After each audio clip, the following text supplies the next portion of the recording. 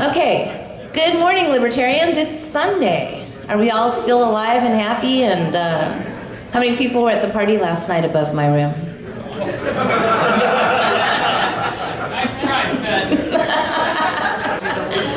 I know it went very late. I'm calling the meeting to order at 9:13.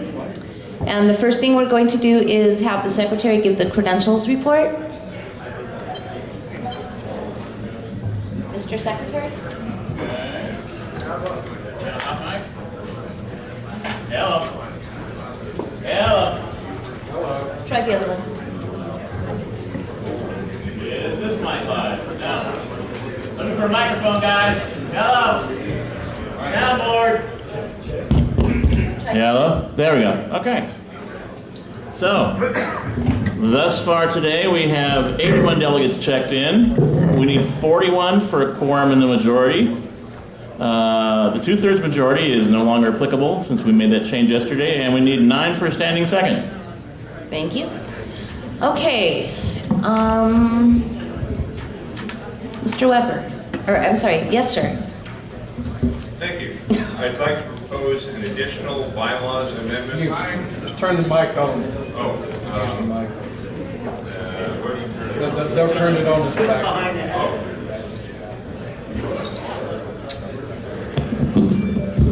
Oh, there we go. I'd like to propose an additional bylaws amendment. This pertains to the bylaws amendment that we made yesterday, which mandated that the Judicial Committee publish its reports. And it's a one-sentence amendment. Such report, or the report, will be confidential and will be presented to the next convention in executive session. Okay, that is in order because realistically we are still at bylaws because that was the agenda item we were on at close of business yesterday, and we have not gone to the next agenda item, so therefore this is in order. This will need a standing second. Will people need to see this on the screen? Because right now we don't have the projector. It's a one-sentence addition. Will people need to see it on the screen?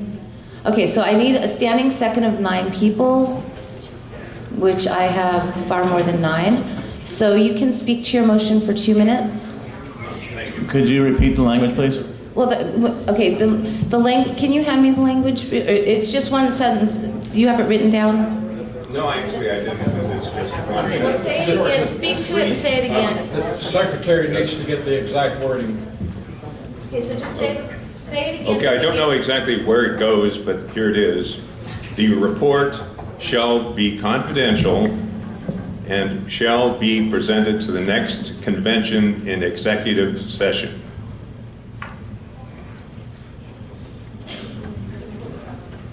Thank you. If I may speak to it, my concern has to do with potential liability to the party in matters regarding suspension of a member. If you look back at a different section of the bylaws, which is under membership, section 6 of bylaw 5. Upon appeal by a county or state central committee member, the Judicial Committee shall hold a hearing concerning the suspension. Following the hearing, the Judicial Committee shall rule either to terminate the membership or to restore the membership.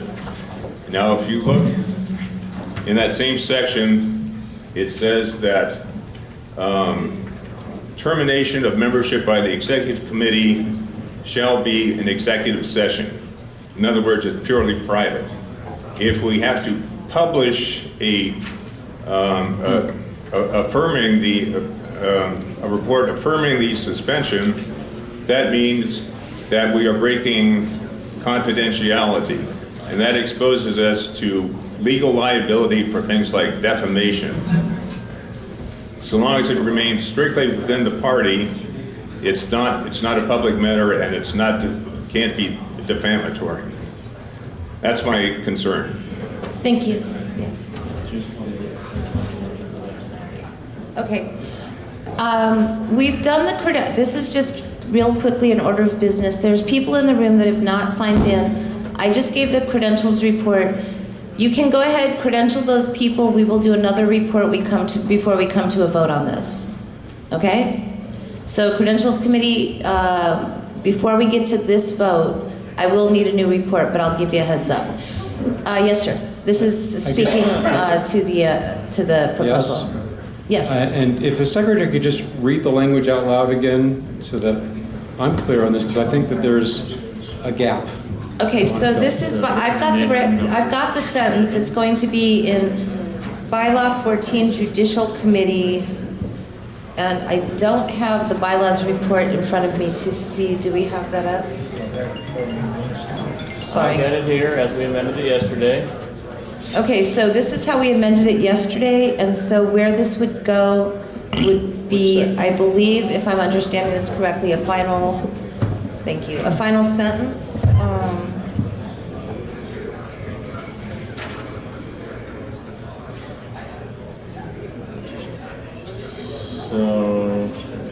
Okay, it's going to be in section 8, I believe, where the Judicial Committee shall provide a written ruling within 7 days of the conclusion of the hearing unless otherwise specified.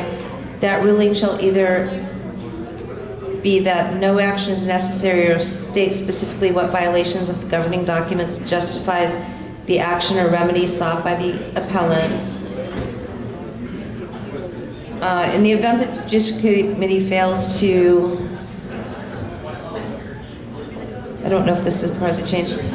At the end of this, in the event that the Judicial Committee fails to issue a ruling within the time frame required and in as much detail as necessary, the Judicial Committee shall be considered to have taken no action on the matter at hand.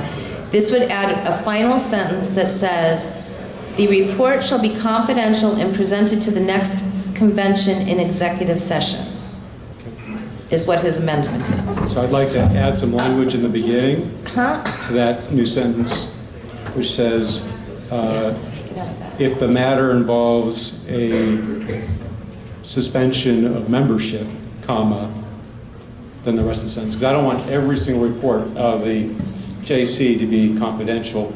I want just this. That is a friendly. Well, we've already had it moved with second, so this would be an amendment to the motion. If there's no objection, it could be done. Yeah, if there's no objection. Okay, so this would add, where's the comma? The report shall be confidential and presented to the next convention executive session. So preceding that entire sentence. Okay. Help me with, since I can't actually see it there. But if the matter involves suspension of membership, comma, then so on. Okay, is there any objection to accepting that as a friendly amendment? Okay, hearing no objection, the motion now, which is the main motion and the only motion, is that this final sentence will be added that says the report shall be confidential and presented to the next, if the matter involves suspension of membership, comma, the report shall be confidential and presented to the next convention in executive session. We are now on discussion of the motion. So actually, I have a point of personal privilege. I have heard some cause for concern that some people in the hall may not know that they need to check in separately both days, and so may not have checked in today. Okay, I guess that's personal privilege, but everybody in the room, I'm just going to make this real clear. Per our rules, you have to check in each day. So yesterday you had this black ribbon. Today you need a yellow ribbon that says voting delegate. You need to check in, get a new badge that says Sunday instead of Saturday. If you haven't done that yet, do that, because we're going to be going to a vote, but we need to get the people credentialed, because I don't want people in this room disenfranchised from voting because they misunderstood what they needed to do. Yes, sir. Should we move to recess for 5 minutes so people can get registered? Well, we can probably go on with discussion at this point, but if we get to the point of a vote, we will make sure that everybody has done what they need to do. So far as this motion goes, Yes, sir? this is to amend something previously adopted. It requires a tooth. It requires either a majority of those who are currently registered or a 2/3 vote without the tooth. Right, I understand.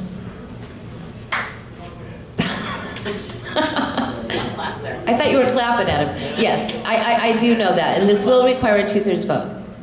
Or, 42 at this moment. sir, are you speaking in regards to, we are in discussion on this motion. Yes, sir. Richard Fass, Contra Costa County. I believe I have a point of personal privilege in regards to the font of the text on the screen. Some of the folks in the back have a hard time reading it. If it's possible to enlarge the font size, How's that would maybe a little bit better, bigger. Is it bigger? I mean, it's bigger. That. Okay.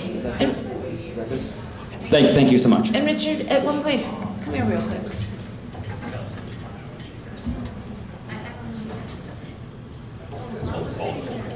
I know. Just thought I'd let you know. I was correcting him on where he lives. Okay, further San discussion. Francisco County. I'm good that way. Further discussion? We tried that yesterday. It was a nightmare. Joe Dean, Santa Clara County, a former Judicial Committee chair. Mostly I want to argue against the entire motion, but I'll do that separately. As far as I will argue in favor of this amendment. However, I would point out that even in the case of membership suspension, the Judicial Committee's job is to apply our rules. And if you, I don't think we want a situation where our rules are unclear. And I think this could put us in a worse place internally within our membership. You have feedback on the sound system. Yeah. Mimi? These mics here. We've had cases in the past where members have been concerned about why other members have been suspended. And if the entire process becomes secret, I think that creates sort of a corrosive atmosphere where people suspect what's going on up at the top.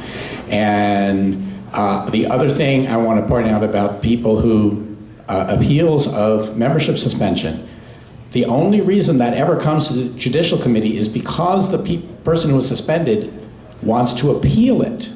So it's not like a person is going to be surprised and suddenly have their personal secrets revealed. It only happens when a person decides to make use of the Judicial Committee. Thank you.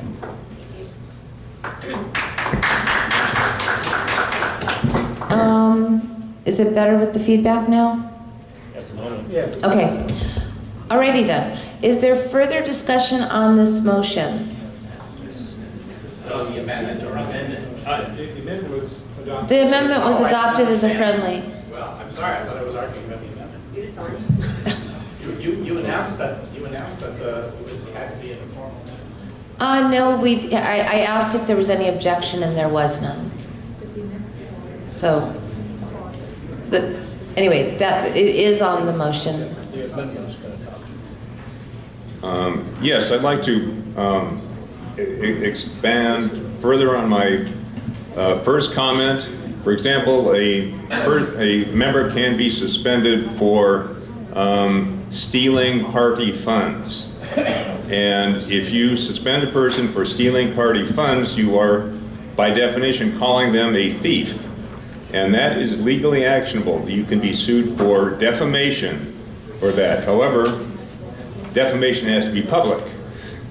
If it's kept strictly within the organization, it is not defamatory. So this protects us against being dragged into court. If somebody files a defamation lawsuit against the party, you must defend yourself, otherwise you lose by default.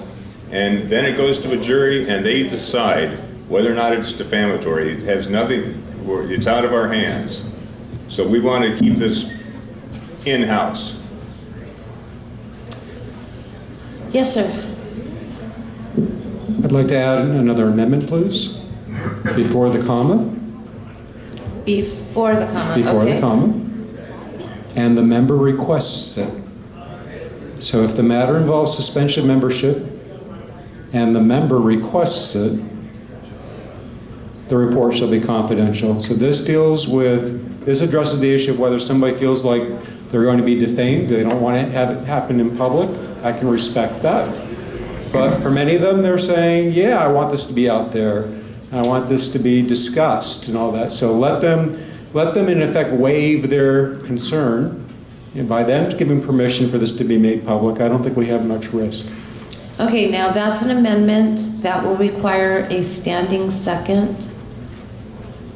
Do we have 9 people standing? So the amendment is, and the member requests it. 2, 3, 4, 5, 6, 7, 8. Okay, we have more than 10 people, or more than 9 people standing. So now we are on discussion of the amendment only, and for everybody to be clear, that changes if the matter requires suspension of membership and the member requests it, the report shall be confidential and presented to the next convention and executive session. Is that correct? Yes.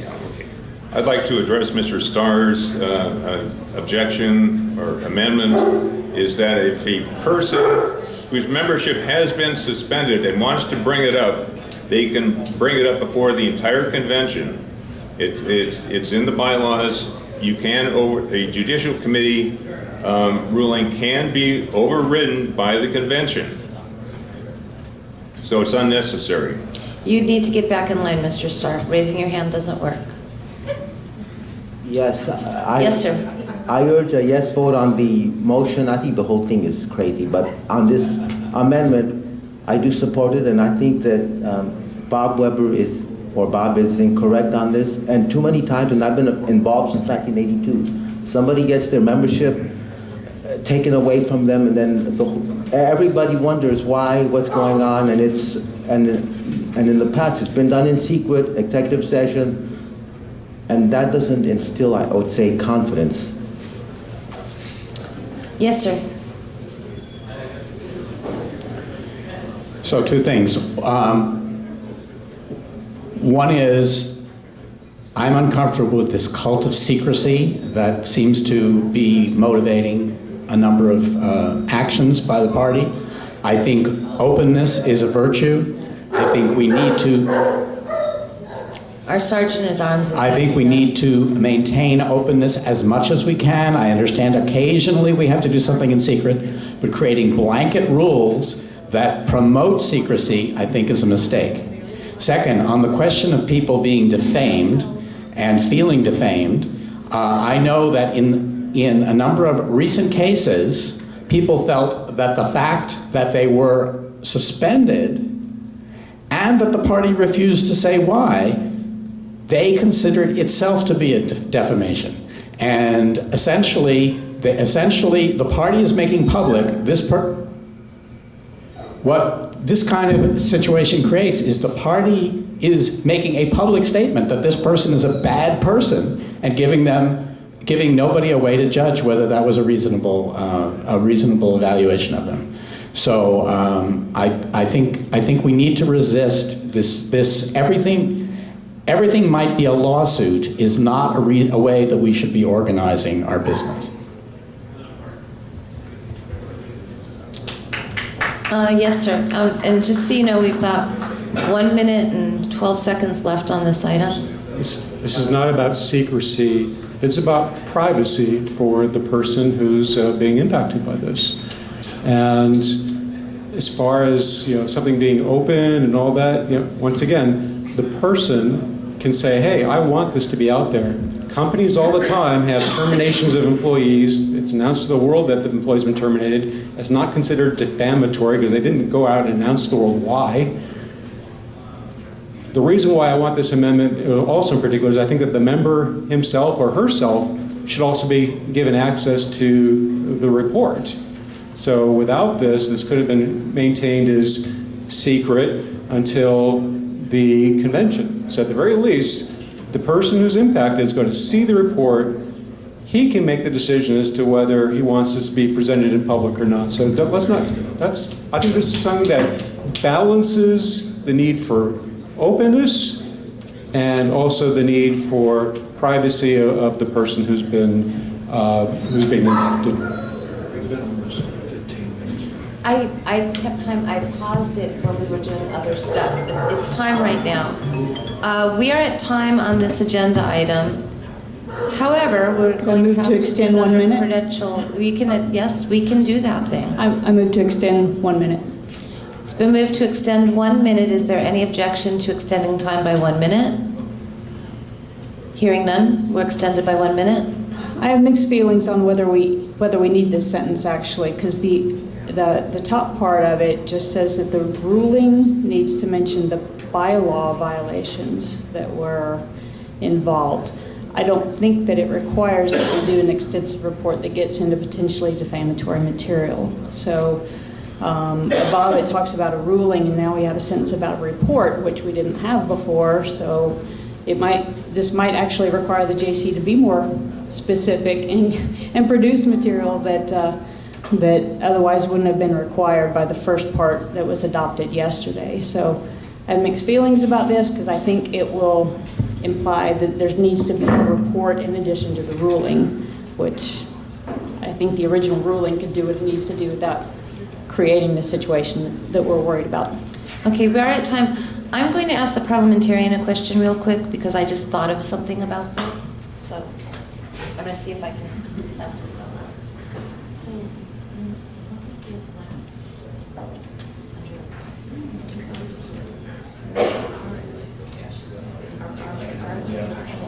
these meetings shall be recorded.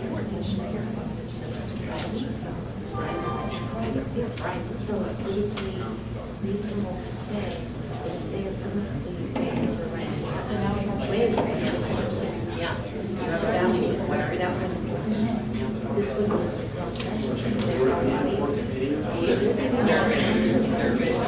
but what I think is saying still though would be applicable to waive privacy.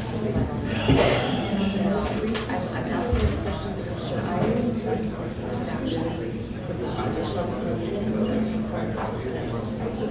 what we adopted. Is this the one after the amendment that we adopted yesterday? right. This is nothing changed from the addition. Yeah, but so that would cover it. Right. Right. So my question is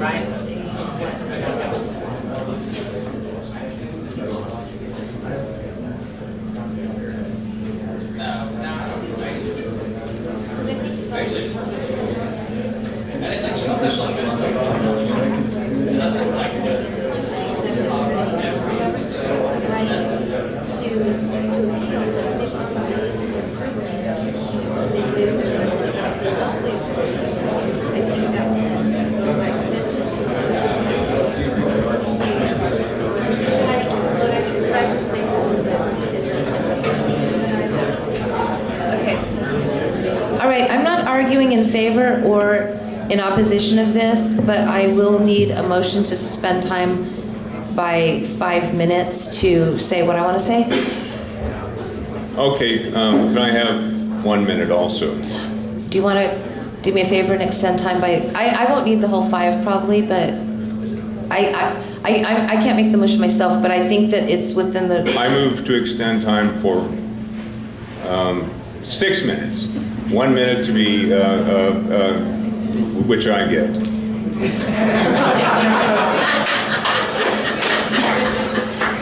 Is there any objection to suspend? If there's no objection, we don't need a second. Is there any objections? Thank you. So we're extended by 6 minutes. Okay, I just want to mention, because I'm looking at this, and I think that part of our bylaws already kind of cover this. So I'm looking to just say this to the body. It's not arguing for or against.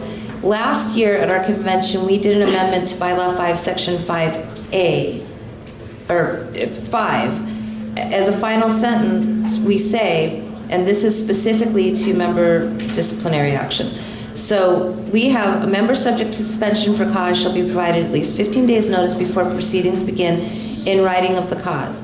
The member shall have the right to attend the proceedings and be given the opportunity to contest the cause, including the right to submit evidence, to call witnesses, and to have the assistance of counsel.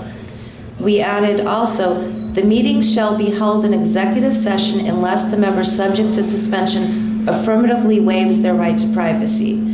So we are covering that in Bylaw 5, Section 5 of the right to privacy. Now, what I'm thinking, and I'm not doing anything here, but just thinking out loud, I'm thinking that this covers part of this already. If somebody has already waived their privacy at this juncture, they've waived their privacy, would we then be somehow contradicting that with this amendment, or could we put something similar to if they have not waived this privilege here, it would also not waive their privilege there.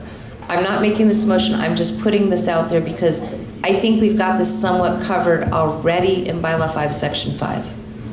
And that was, I took less than 5. Okay. So you got more than 5 now. Oh, or more than 1, excuse me. Thank you. We're overthinking things here. See, under the bylaws, until yesterday, if a suspension came up, a person could be suspended for cause. That's in the bylaws. And if we simply say, yes, we uphold the suspension for cause, we're not telling anybody anything. But apparently the persons who made the original modification wanted more. In other words, they wanted to say how, I mean, why was this suspension for cause? So apparently the entire intent of the original modification was to get more information. And if we just say, yeah, we suspended him for cause, that doesn't tell you anything more. So that's why I think the whole idea was bad to begin with, but I'm trying to fix it. Okay, fair enough. June Jennis, Riverside County. I'm not sure that what you read covers things, maybe, because it sounds, if I'm following things orally, it sounds like that has to happen before the hearing. But somebody might decide whether they want something made public or not based on the results of the hearing. And therefore, even if it is covered by that, it doesn't hurt to put this in. I'd like to cover our legal posterior. And that's what I think Bob is trying to do here. No, understand. And just briefly, I wasn't arguing for or against. I just wanted to make sure everybody remembered that was in the bylaw. Yes, sir. Jonathan Richter, Fresno County. I agree that we're overthinking this to the extent that I think all our documents should remain internal to the party, to the executive committee. I believe it's already in the procedures of the Judicial Committee that a copy of their report be provided to the person who's the subject of the action. At that point, under the First Amendment to the United States Constitution, that person can release that report to whoever they want. But I think the party should just keep it internal and private. Yes, sir. I'm here to speak against it again, but I have a question. Do the membership in general, like myself, do we have any rights in this? If I say, I want to know why this person, what his membership or her membership was suspended, do we have any rights, or it's just, sorry, we can't tell you? I believe the answer to that question is that you would have that right to hear that per this amendment at the next convention. Am I understanding that right, Mr. Weber? Yes. As right now, you can't ask the Judicial Committee what suspension for cause was. They can say, yes, we suspended it for cause, but we can't give reasons because that's breaking confidentiality. Apparently, the persons who made this original motion wanted more. In other words, like you, they wanted, what reasons did we suspend that person for? Okay. Right now, we can't say anything. I see nothing wrong with getting more information, maybe less. Maybe if you want to say if the issue involves a potential criminal matter, that might want to be secret, like somebody is a thief or is embezzling money. But other than that, I think we should know. But again, to just answer that question, in this amendment, it states that the report would be given to the next convention and executive session. So the members of this body would get that report. That's a point of information, so it has to be done, even if the member doesn't want it? That's right. Yeah. We're in executive session. Yes. Point of personal privilege. Could I actually call the question? A point of personal privilege trumps that because that's actually the privileged motion. I'm just going to vent here. You got 8 seconds. All right. Think things out before you make proposals to a bylaws committee. And next time you do so, could you please state your reasons why you want to make this bylaw change and what problem this will address? Because we never got a report, even a written report. Why is this thing necessary? There, I'm done venting. And time is expired, Okay. so we don't need to call the question. Thank you.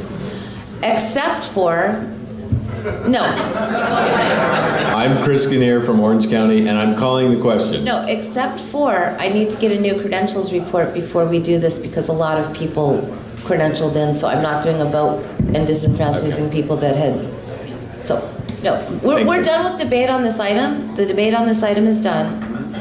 But I need to get the updated credentials report right quick.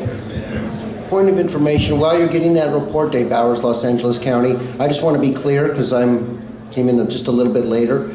The item much detail as necessary has been stricken. Is that the main motion that Bob made? And then, because it seems like there's been other text added, so I just want to be clear what. The stricken part was from yesterday.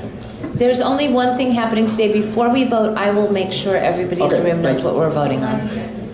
It's adding an additional sentence. It's not changing anything that happened yesterday. Okay, do I have that new credentials report? Can the credentials committee please give us a new number?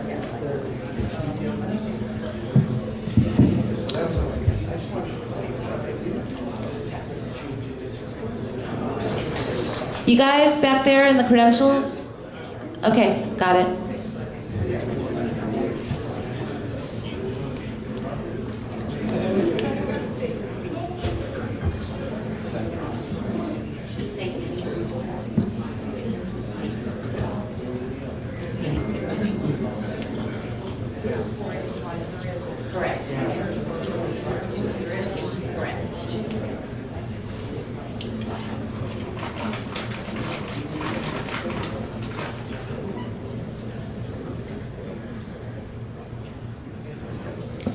Oh, we're waiting for that. I'm not giving up the gavel. I'll hold on to it as I walk so I can move. So you can bump people? He gets mad when I leave without and don't pass the gavel.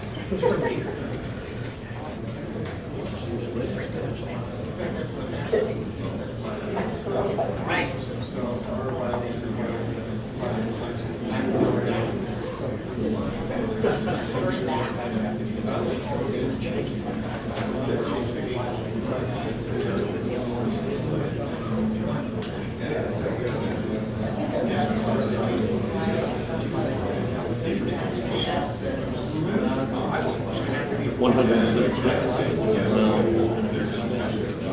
Right. Nobody knows anything. No, I did. But I just want to explain that, why I did that.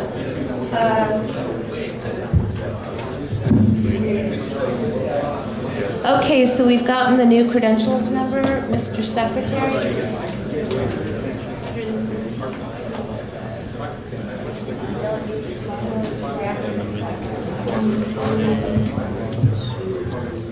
Okay, so while he's doing that, we're going to go to a vote as soon as I announce these new numbers. But I want everybody to be clear what they're voting on because some people did walk in late. This was a motion to make an amendment to a bylaw change that happened yesterday.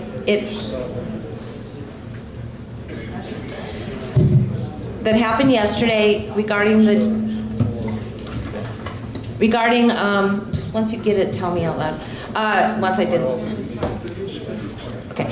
All right, we'll do this first instead. Okay, so we are now at 113 registered delegates. We've got a quorum of 47. Please, shh. 57, I'm sorry.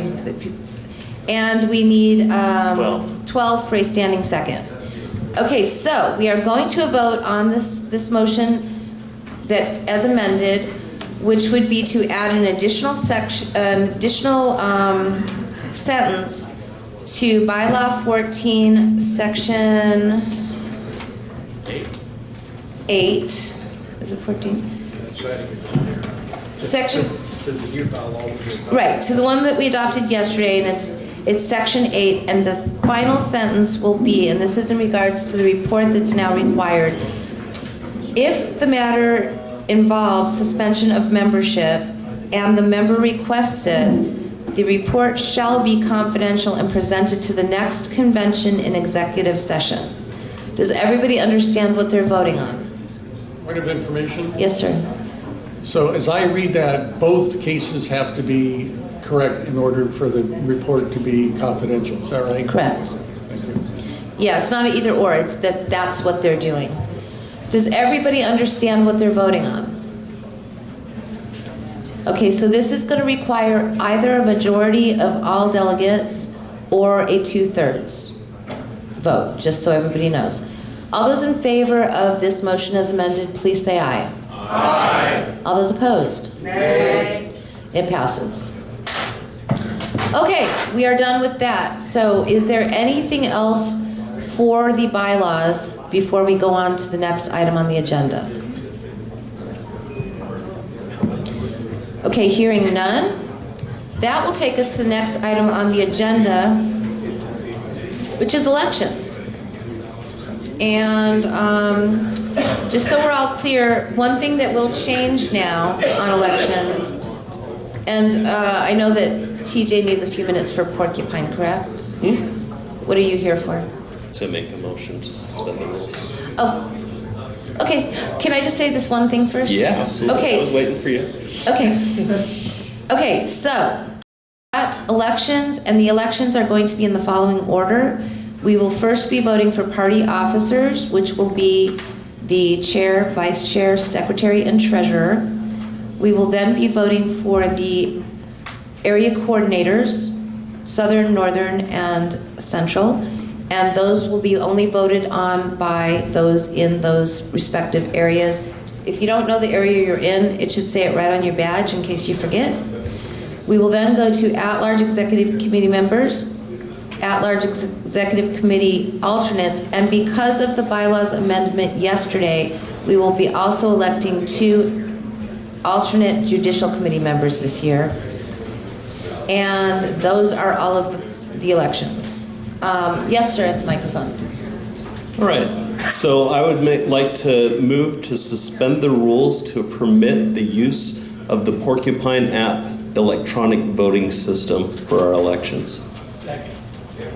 Okay, that will require a standing second, and I need 13 people 12 people standing. I have far more than 12.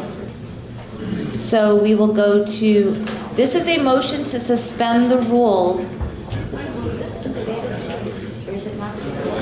Okay, this is a all-in-one motion to suspend the rules to do a thing, so therefore this is not debatable. I have a question.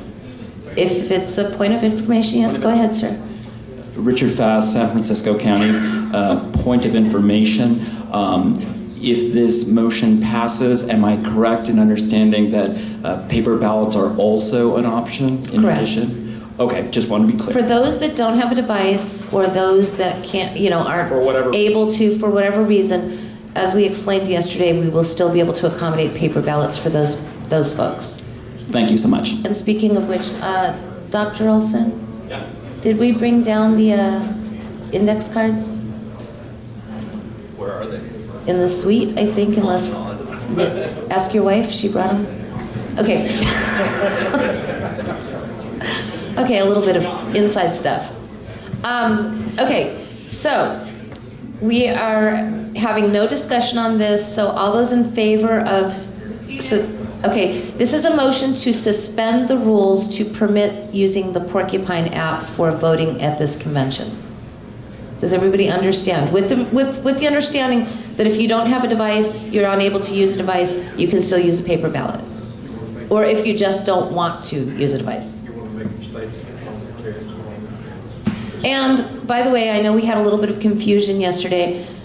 There are several parliamentarians in the room that in the end agreed with my ruling that in fact this is allowed per Ronar 12th edition.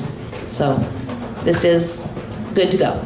So on that note, we are going to go to a vote. This does require a 2/3 vote. All those in favor, please say aye. Aye. All those opposed? It passes. So on that note, we will be using the Porcupine app. I am thinking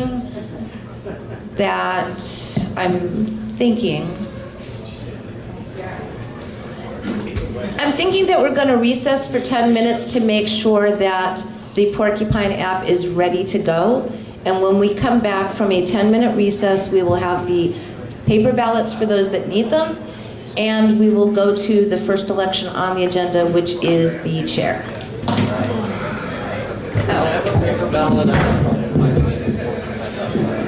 So, he's getting them now. We're in recess for just so that I can answer this question once and not 27 times. The first thing that I'm going to do, I'm going to get an official list from the Credentials Committee that's going to tell me who has checked in today that has a gold badge. I then individually, one by one, have to go check you in into the Porcupine app so that only you can vote today. After I do that, I'm going to see that there's a list of people who were not originally registered, and I have to manually input your name and email address. So if you have a handwritten badge, most likely I have to manually put you into Porcupine. I'm going to do that as well. So that's the process that I'm going to go through. If you log into Porcupine, if you've got someone near you that can log into Porcupine, or if you log into Porcupine and go to the delegations page, you're going to see there's a whole list of people that have their names in blue. They're one by one switching to green. If you've switched to green, that means you're now eligible to vote. If you're not on the list, I don't have you in the system. If you're on the list in blue, I haven't switched you yet, either because you don't have a gold badge or I haven't gotten to you yet. People coming over and bugging me is going to just slow down the process. Yes, Peter. So should everyone that's using Porcupine go to LPC.porcupine.law? Yes. Wait, where are we? I logged in and it worked, but I don't see myself in delegations yet. That's because I know that I've checked you in. You are on the delegation staff. Mr. Farrell, let me just ask one question. And by the way, I didn't bang the gavel yet about this whole recess, if you'll recall, because he came in right before that. So my question is, how many minutes do you need? I did 10, but we may need more. And also, just so everybody knows, can we announce again what the website, because I'm on Porcupine. That's fine. But so can you announce the websites they should be looking at to see so that they know? Yeah. Paul, are you presenting right now? No. Who's presenting? Who's Paul. Oh. Yeah, I'm up on the screen. Okay. Can you type at lpsac.porcupine.live? Is that what I have to do? Is that what I won't, I don't care. Okay. Okay. And again, please listen, you guys, it's important. So there are multiple web addresses that you can go to get to Porcupine. The one that we're going to be using today is lpsac.porcupine.live. No www, just lpsac.porcupine.live. The hardest part of that is spelling porcupine. Once you figure that out, you should be okay. If you're there on porcupine.live, it's going to work. There are certain people in the room that porcupine.live doesn't work for due to a whole caching issue from National. I'm not going to go into it, and that's why we're using this. But if porcupine.live works for you, don't worry about having to switch over here. It's only if it's not working for you, you would go to lpsac.porcupine.live. Yes. So if we're not going to be voting with Porcupine, we need to know you're there. If you're not going to be voting with Porcupine, what's going to happen is after the vote, we're going to check to make sure you actually did not vote in Porcupine, and then you're going to give us a card, and we're going to note your vote inside of Porcupine. So we're going to manually put you into Porcupine if you don't vote in Porcupine. And for those wondering, those manually input ballots are still going to be they're going to be anonymous. They're Yes. secret ballots. Yeah. Thank you. Let me explain that process. So when you go through the very mini Congo line that we might have, what's going to happen is we're going to take down your name on one piece of paper and take your ballot in another piece of paper, okay? We're going to check the names against who voted in Porcupine, and then we're going to take your ballot and enter it in as a manual ballot, but it won't be tied to your name at that point, okay? So just so everybody is clear, it's still a paper ballot. Back to my question. How many minutes is this recess going to be? Because we're not in recess yet because I never banged back the gavel. For the people who are pre-registered, like 10 minutes was more than enough time. I don't know how many people are on that list of manual registrations that I need to do. And each one of those takes about 30 seconds. 20 minutes? Okay, I'm going to recess us I'm going to put us in recess for 20 minutes. Well, actually 22, because, so we'll come back at 10:20. We are in recess until 10:20. Don't go bother TJ. Just be looking at the thing to see if you're on the thing. We're in recess.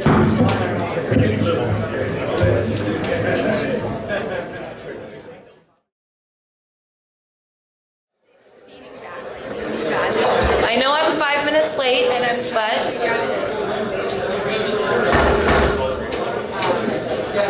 okay, I'm calling back to order at 10:25. We are still doing a little bit of work on the Porcupine app, getting it going, but we can start the elections now. But to do so, the first item on the agenda is the chair election. So, being that I'm running for chair again, I'm passing the gavel to our vice chair. You're still short, Mimi. I told you to grow. All right. So, we're going to open to nominations for the office of chair. I'm kind of clueless. Are there any nominations for chair? I'll nominate Mimi Robson.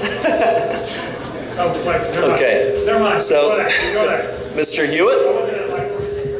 Jeff Hewitt, Riverside.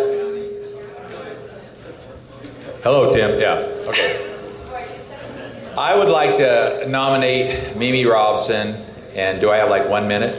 Yeah. Okay. I should have said that, sorry. No, I know. Mr. Chair, point of personal privilege. Yes. Amy Robson, Los Angeles County. Yes. Can you please read the rules for how this works from the convention law so people know how they're nominated? From the convention rules? It's under election of officers. Yeah. Oh, that would be, let's see. I'm sorry, I'm making you work. No, that's okay. If you find it before me, let me know.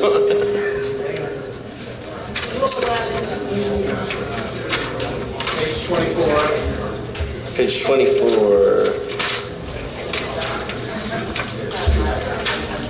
Okay. You got it? Yeah, I got it. Okay. So, election of party officers.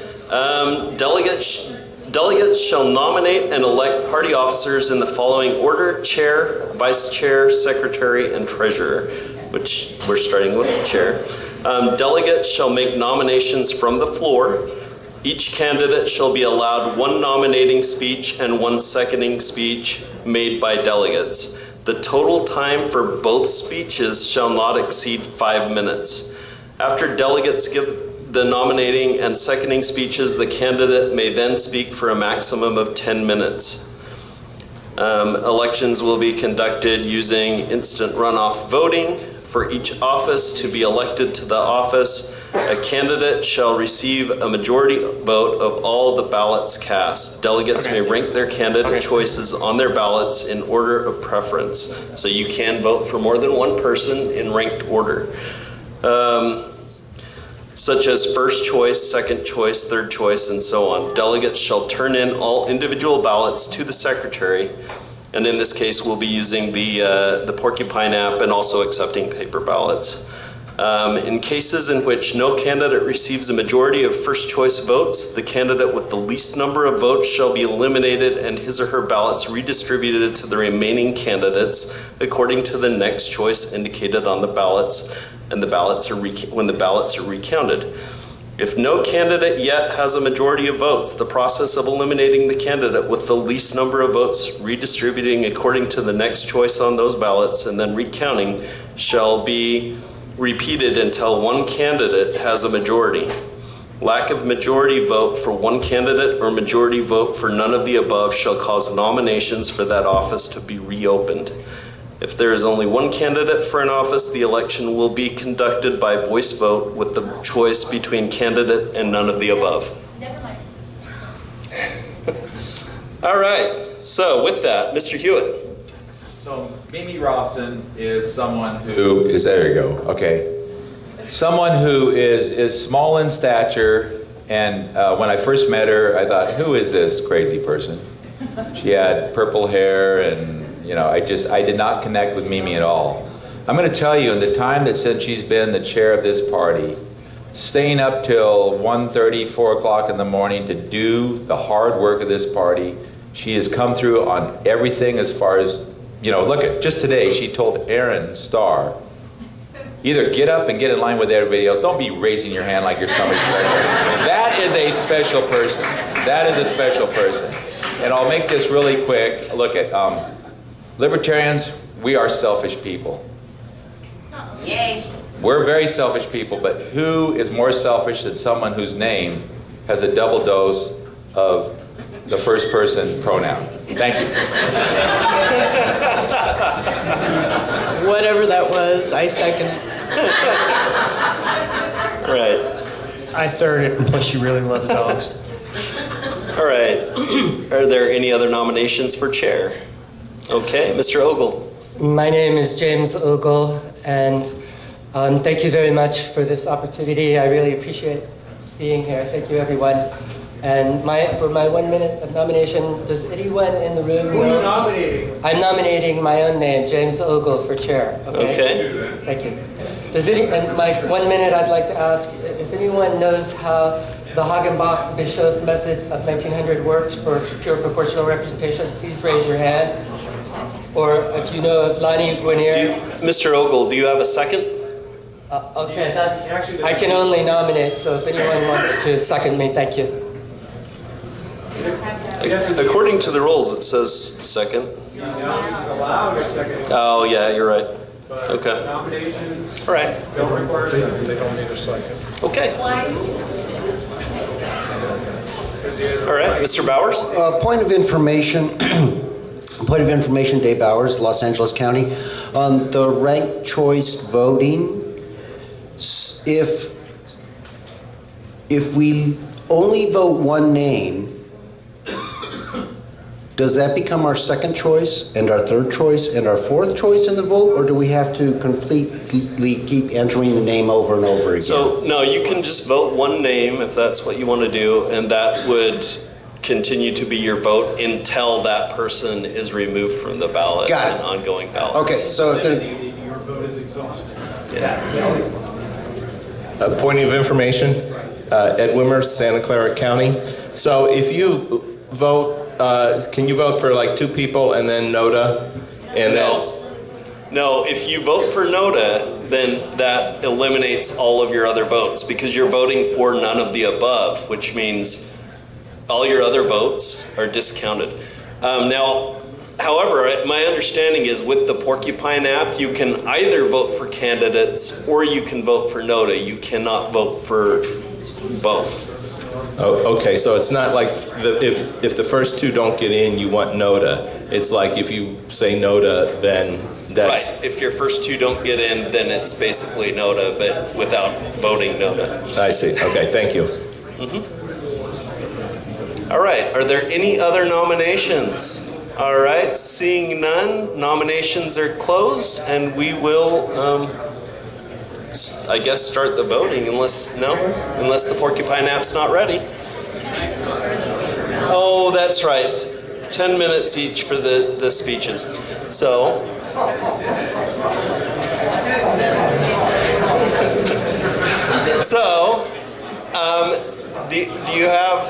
does somebody have a coin we can flip? Somebody who still carries currency? Okay, Mimi is letting James go first. James Ogle, you have 10 minutes to give your speech.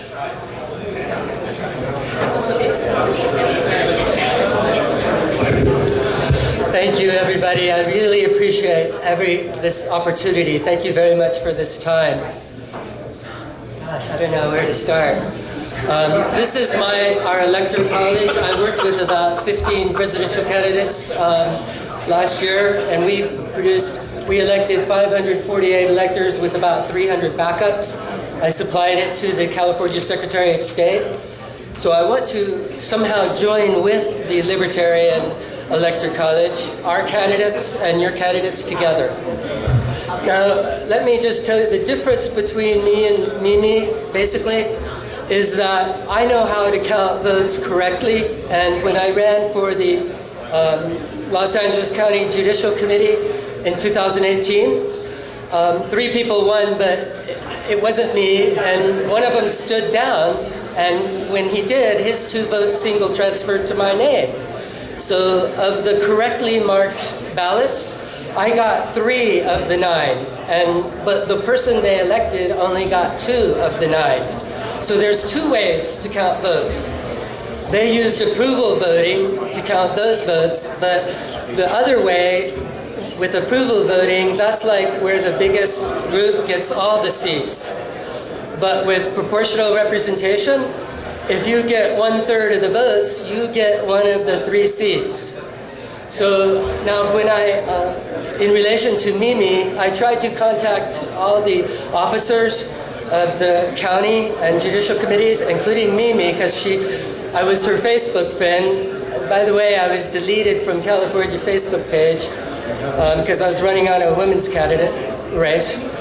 But when I posted, she said, post questions on my page, and when I posted that the votes were counted wrong, she deleted me. Then when I tried to email, she deleted me. Or when I tried to phone her, she deleted me. So the difference between me and her is I will answer the phone. If you look at the One Libertarian Caucus webpage, it's the numeral 1, Libertarian. It says contact us. You can get our executives and you can call us. We'd love to hear from you. We want to work with all caucuses, Mises and pragmatists and independents, not affiliated. So when you vote, please consider the unity phenomena where first you vote for one name and then you vote for someone not like them or not like you. You can demonstrate that you can work with people not like you, not where one party, one group elects everything, but different diverse people working together. And finally, just to let you know, I've been testing this a long time. We actually conduct these elections on 6 geo levels: the microstate, mini-state, California, national, North America, and international. So I also have about 115 international senators, 2 from every country. All of them paid $60 to be part of that. So if you want to be with our team, you can participate on all 6 geo levels or just 1. Today is California, but I have the ballot for the Los Angeles mini-state with me. If you want to, you don't have to be from Los Angeles County or California to vote on the ballot. So if you vote for your name, when we have the Los Angeles County convention, maybe within a month or 2, you can be one of the participants. So come back and talk to me if you want to get a paper ballot. Oh, one more thing. This took me 15 years of counting paper ballots to discover the unity phenomena. So I don't expect anybody to understand without counting paper ballots for 15 years. I know you don't understand how percentages in elections work, but this mathematical equation has not been improved since the 1900s. Robert's Rules of Order was written in the 1800s by general. They don't use unity. They don't allow multiple winners for their executives. And we won't know if they change Robert's Rules for another 7 years. So if you want to learn about this sooner, vote for your name.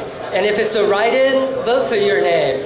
Vote for everybody you know, because everybody wins on the new way. It's not one person telling everybody, it's the whole team voting. Feedback issue too. And any item that gets 50% plus one vote is approved.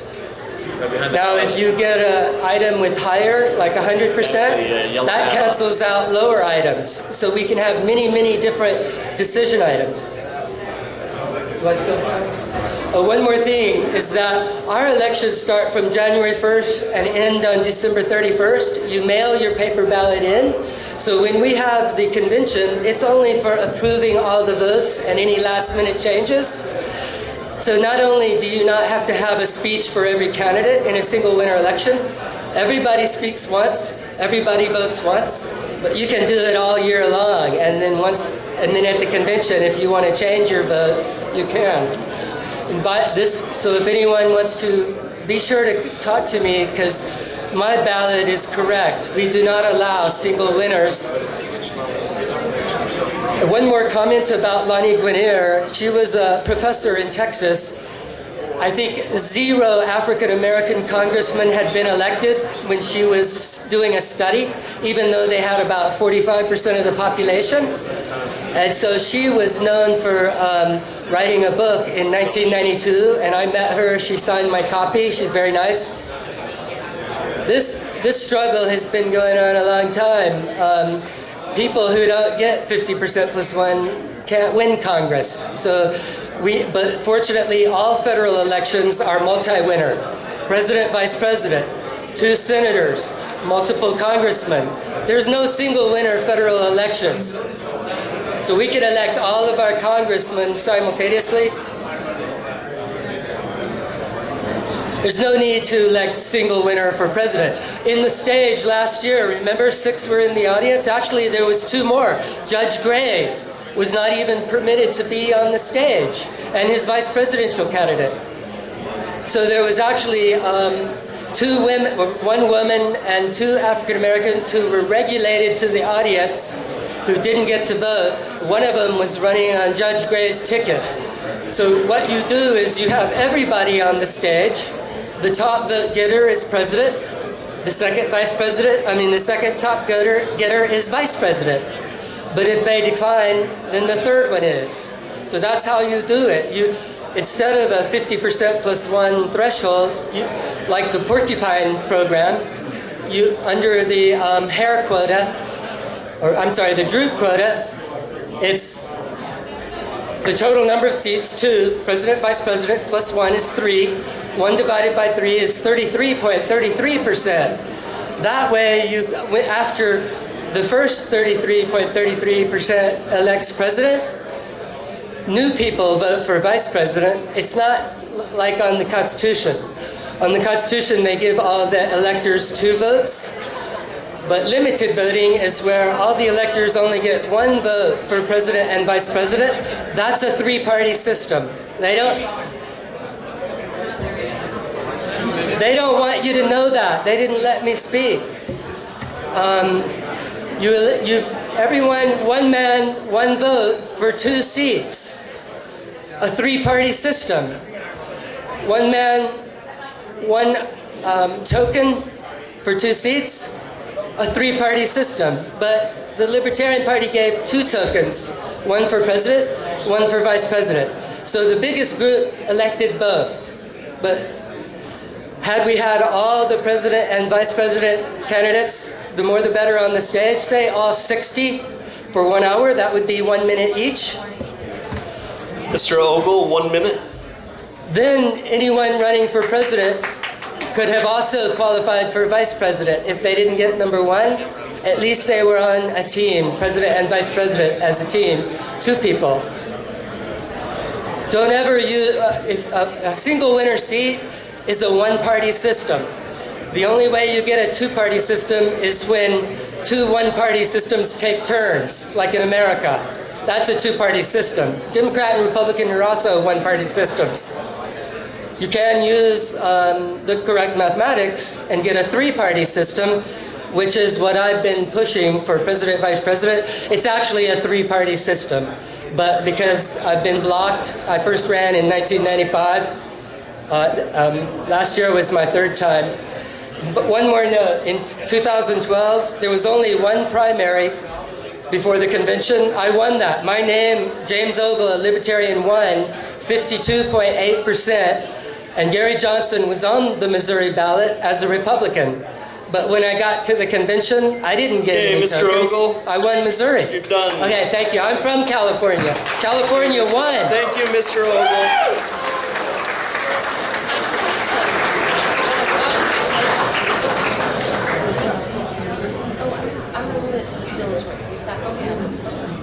There's several Okay. people that are willing to do that. Okay, so this is my 10 minutes. I'm a true masochist.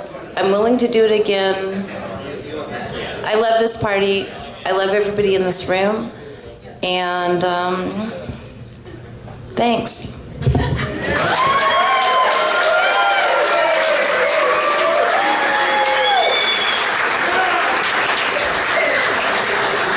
All right, so now I'd like to get an update from TJ Ferreira, our executive director, on where he's at with the Porcupine app.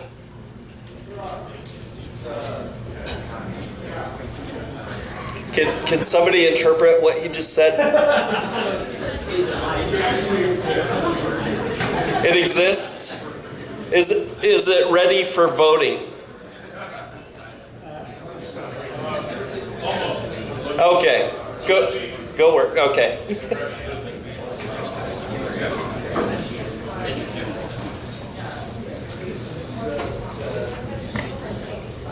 All right, is there a Mark Corley here? I do not have your email address. So if you, I'm just double checking to make sure because people have been handing me pieces of paper. Yeah, I do not have your email address. You can write it on a piece of paper and get it to me. I'll make sure you can vote. Jennifer Coy Kindle, same situation for you. I do not have your email address. I had Matt's. It is on a piece of paper. Okay. Yes, I've got yours. Excellent. Thank you.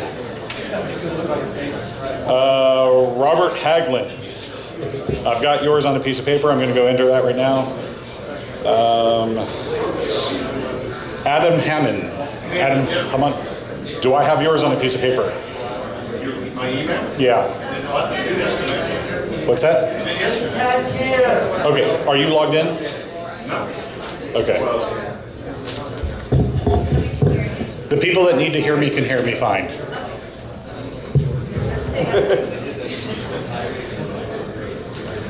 Adam, if you can do me a favor and write your email down on a piece of paper again.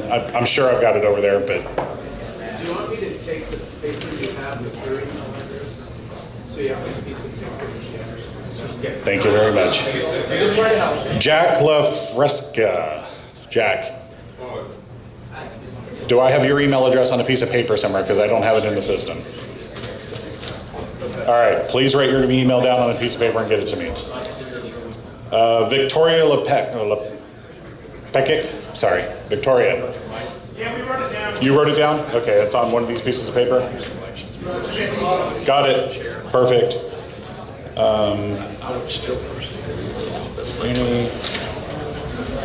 Susan Millis. Susan. All right. Do I have your email address written down somewhere? Well, I believe you did, but I can't keep it. Okay. I mean, it should be on my receipt for the event. Can you write your email down on a piece of paper, please? I can. All right. Sean Osborne. Sean Osborne. Do I have your email address? He's not going to do it. Okay. Thank you, Sean. Austin Paget. Austin. Do I have your email address on this piece of paper? No, I don't. Can you get your email address to me on a piece of paper, please? All right. Okay. So those are all the email addresses that I was missing. As you saw, I was given one extra piece of paper just recently. What I haven't been told is if these people are credentialed, so I have to double check this last piece. and then we will be ready to vote.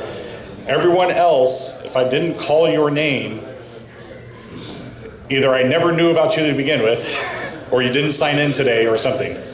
I have this Sunday piece of paper right here. Everyone was supposed to sign in. If you signed in and you log into Porcupine, you will be green. You don't do it right now because you'll just confuse the fuck out of me. Excuse me. Okay. So everyone, you should log into Porcupine and see if your name is green. If your name is green, you're going to be able to vote.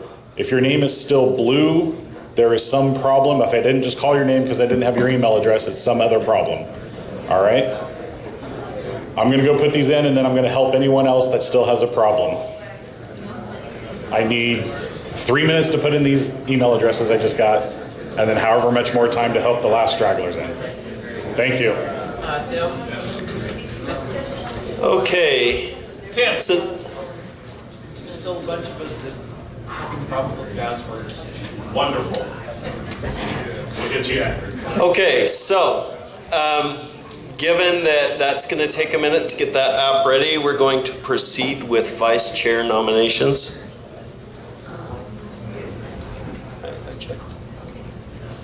Why don't we just vote with the old paper method to this the next round?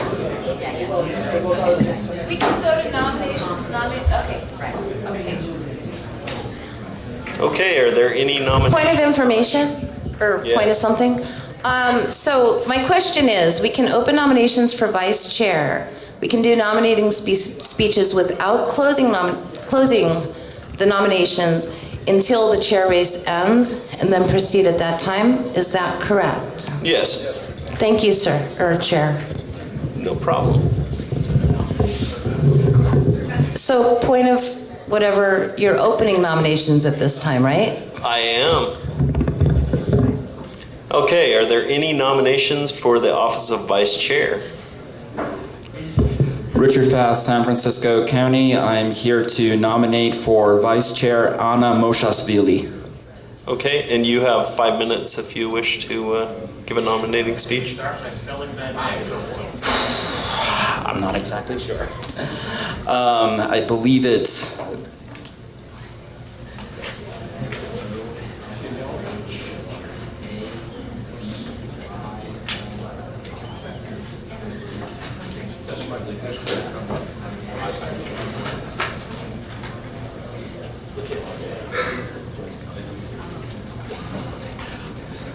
Mr. Chair, at this time, would I speak to my nomination or would I yield to another nomination for somebody else? That's up to you. You can speak to your nomination for up to 5 minutes. Okay, well, I will speak to the nomination very briefly then. Anna Moshasvili I have known for several years. When she told me that she was running for vice chair, I was very pleased to hear that, mostly because I know that Anna will approach this position with integrity and with libertarian rigor that I believe the position really needs. She has leadership skills. I have seen that through the Radical Caucus primarily, but also in other positions. And I know that her approach to this position would be very libertarian and very consistent, and I think that we would be proud to have her in that position, and so I am proud to nominate her. Thank you. Okay, thank you, Mr. Fast. Ms. Morrow? I'm here to nominate Rachel Nix for vice chair. Speaking to that, so Brent obviously accomplished a lot as vice chair, and Rachel has big shoes to fill. That is not equipped at her shoe size, though, by the way. But she does a great job. She turned around our Twitter years ago, fills it with a bunch of fun. I don't know how she comes up with this stuff, but she's been on the awards committee, the operations committee, and she chaired this year's bylaws, and that went by swimmingly. So efficient. She also helped with my campaign, and I consider her part of my family, and she definitely goes above and beyond. And for when I won my election, it was a couple weeks later where I received this packet in the mail from her. She had managed to go get a coaster signed by Spike the night of the election party, and with that, there was this really long-winded Dr. Seuss limerick-filled poem that must have taken her a while to get together. Actually, no, she's really quick with that. So anyway, I think that we're in good hands with her taking over as vice chair.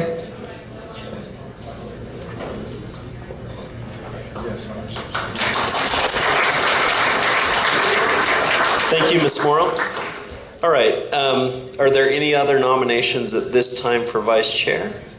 Bear in mind, we are not closing nominations at this time, but we will proceed to allowing the candidates for vice chair to speak. So let's flip a coin to see who goes first, unless somebody wants to yield. Somebody have a coin? What's that? I yield to Anna. Okay. All right, Ms. Moshasvili, I think I said that right. Come on up. And you have 10 minutes.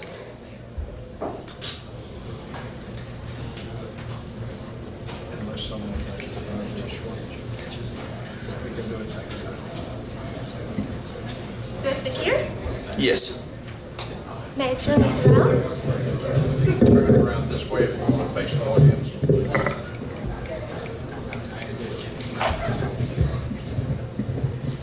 Hello, everyone.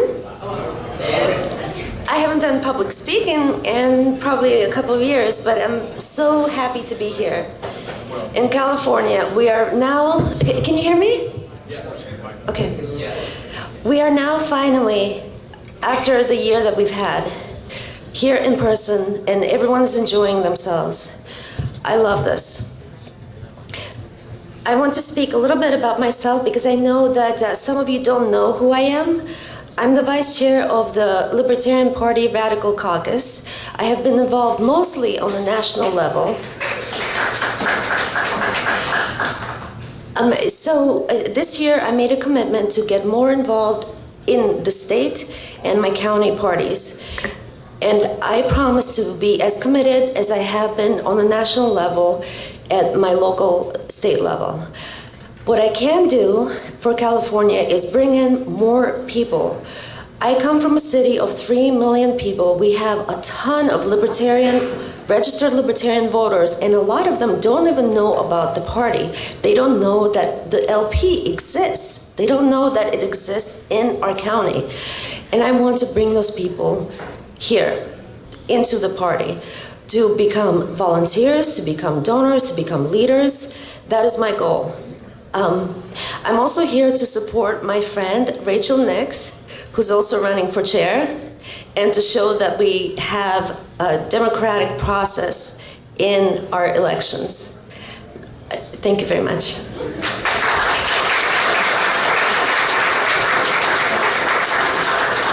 Thank you, Ms. Moshasvili. Ms. Nix.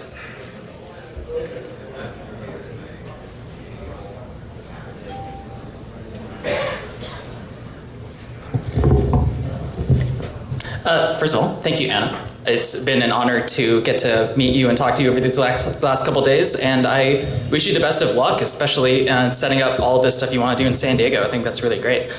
So, for those of you who don't know me, I envy you because it means you weren't here in the Bylaws committee meeting yesterday. And honestly, I'd love to keep in touch because that sort of social, go out and get, socialize with other people, get to know them, instead of being in here working on all the nitty gritty stuff. That's exactly the type of stuff that we're gonna need to get Jeff Hewitt elected this fall. All right. So last year at our convention when I was running for re-election for at-large position, I had spoken to Matt Welch the night before from Reason Magazine. I'm sure you all know who he is. And if you don't know something about Matt, he's a big Angels baseball fan. So I went up and talked to him, and he seemed honestly pretty relieved that somebody didn't want to talk about politics for once. But then the next morning I came, and in my speech I spoke to you guys about a metaphor that I thought was pretty appropriate. So if you follow baseball at all, you know the Angels have the best player of all time And I don't just mean David Fletcher. Also, Shohei Ohtani, Mike Trout, all of them. They're so great, yet they never make the playoffs. They've made the playoffs once in the last 10 years and have not won a game. And I thought that was really appropriate for the Libertarian Party because we have so many awesome candidates, and yet we just kept not getting to that final step there. And while that metaphor might not have worked for the Angels season last year, I was close. The Marlins made the playoffs. But gosh darn, did it work for Libertarians. Holy crap, we had a great year last year.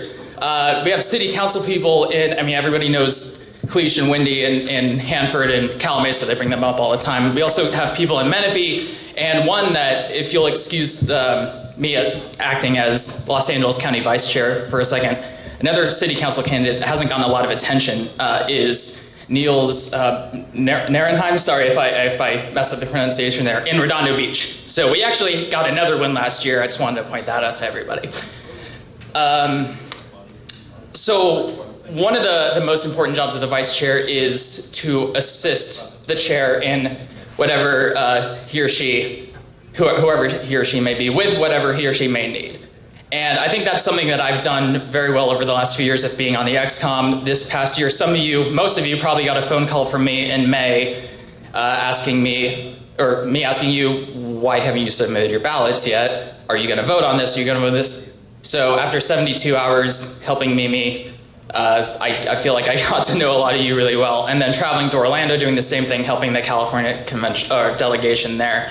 I got to know a lot of you more, organizing the Los Angeles County Let Her Speak convoy. And on election night, I met a lot of you actually surprisingly were in Dallas, which is awesome. Look how many libertarians we have that are willing to go across the country just to support our candidates. I think that's really great. I've been honored to serve as the Bylaws Committee Chair, as Cleach said, and as you all witnessed yesterday, we got that done ahead of time. It went swimmingly. How many libertarian events did we go to where the bylaws actually gets done ahead of time? So I just want to talk a little bit about what I want to do as the vice chair. So I would actually like us to have more events that go on across the state. I think we've kind of fallen into a rut of having it in like the same 3 or 4 cities, our meetings and conventions and everything. And I realize some of that's just because of transportation issues. You know, we have an airport nearby, Fresno or LA, but we also have airports in places like San Diego. And I feel like a lot of the people down in San Diego sometimes get neglected by us. So if any of you are here, let's get more stuff going down in your area. Come on, thank you.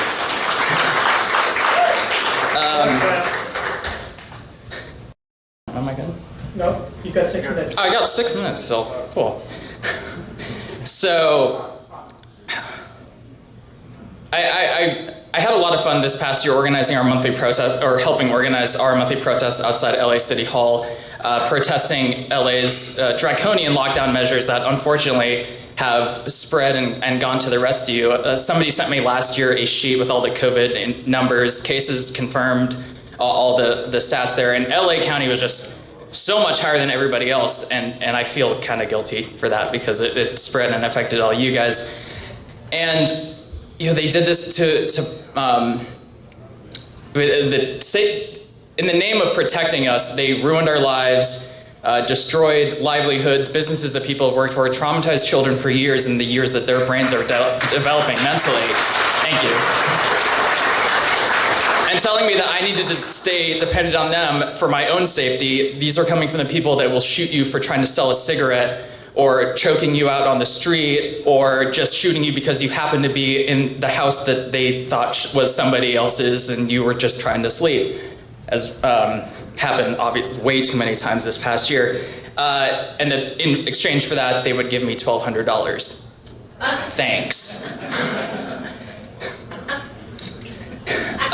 And like I said, I got to travel to so many places across the state last year with Spike's bus tour, San Diego, Orange County, even Vegas. Unfortunately, I wasn't able to make it out. I do eventually have to go back to work.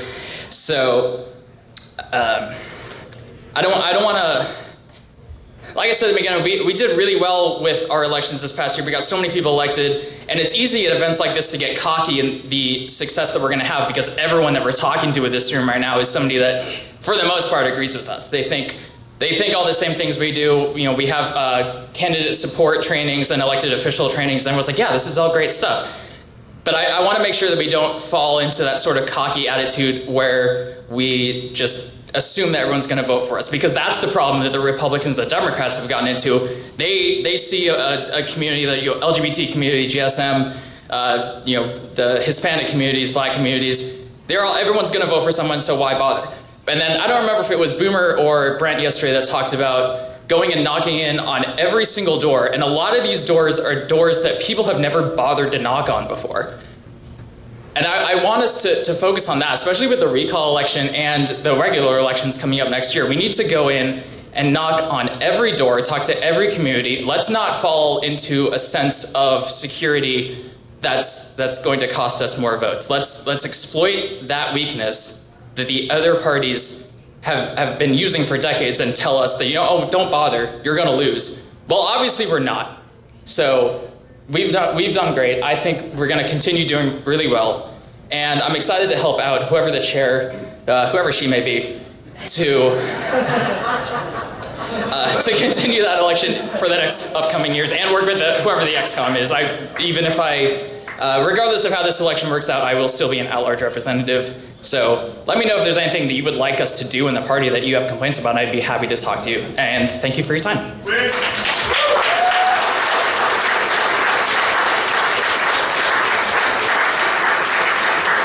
Thank you, Ms. Nix. All right, so the nominations are still open for vice chair. Just want to remind everybody. So at this point in time, what I'm going to do is I'm going to check in with our executive director, Mr. Ferreira, and see where we are with the Porcupine app. Is it ready to go, or do you need a few minutes?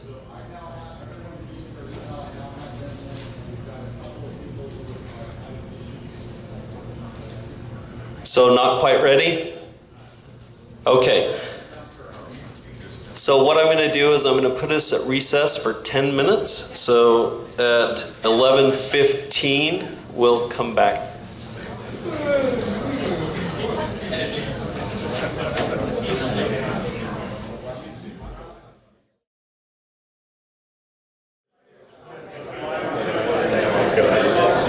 All right.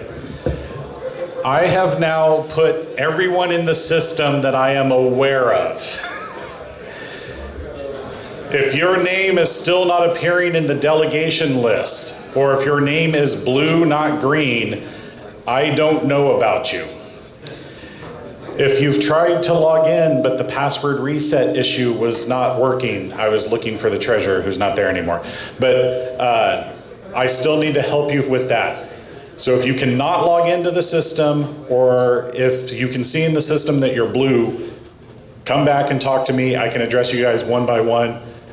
I think that's a handful of you. So in other words, you need a few minutes. I don't know.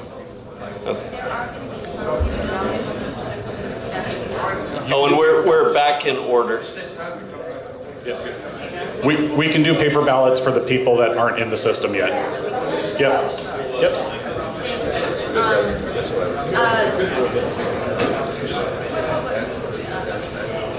I'm gonna give people a few minutes to come back in.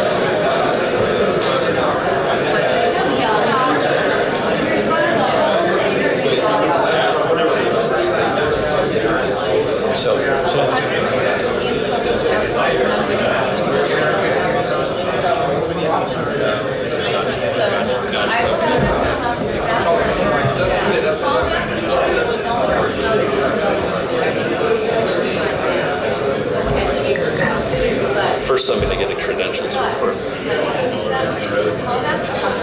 I already called back to order. Oh, because he's not the chair. Well, yeah. He's not the chair, even though he's sitting. Okay. Okay, that's fine. Yeah, you make your announcement. Okay, we're coming back into order. And Mr. Lieberman? Okay, if it's in order, I make a motion that we suspend the rules and proceed to nominations for secretary. That would not require a suspension of the rules, but I don't want to go that deep quite yet, because we're actually going to proceed to elections for chair in just a minute. I just need to get an updated credentials report.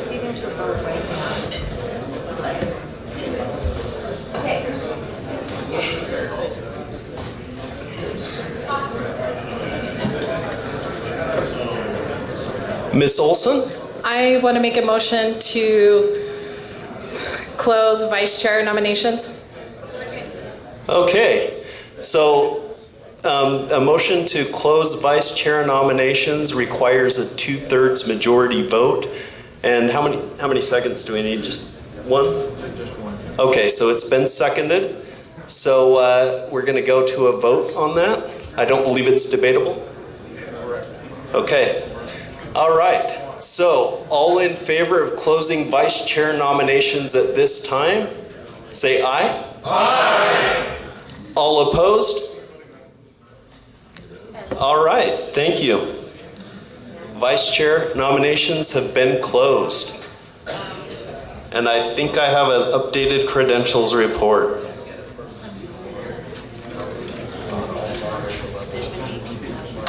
Okay.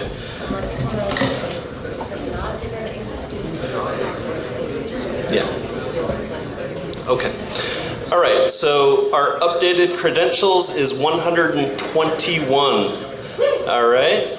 So what we're going to do is we're going to proceed to elections now. Those of you who have access and are able to use the Porcupine app and want to use the Porcupine app, you will be able to do that for this election. Those of you who are still having problems, we do have paper ballots available, and you can come up and get one of those from the secretary. So we're going to proceed to chair elections now, or the chair vote now.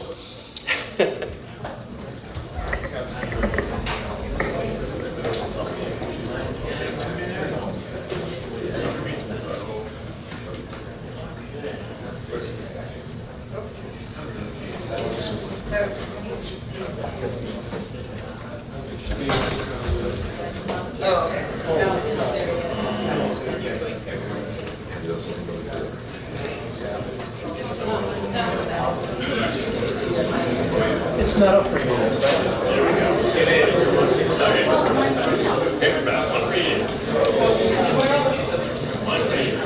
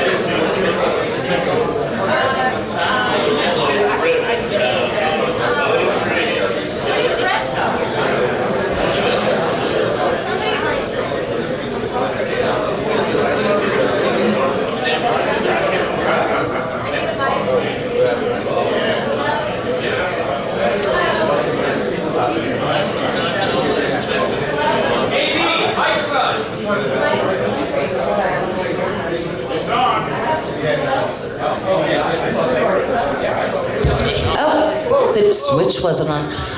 Point of personal privilege to the acting chair, who I think is the secretary. The vote has gone live on Porcupine now. You should be able to vote on Porcupine. Yep. And it's going to be open for 7 minutes. Huh?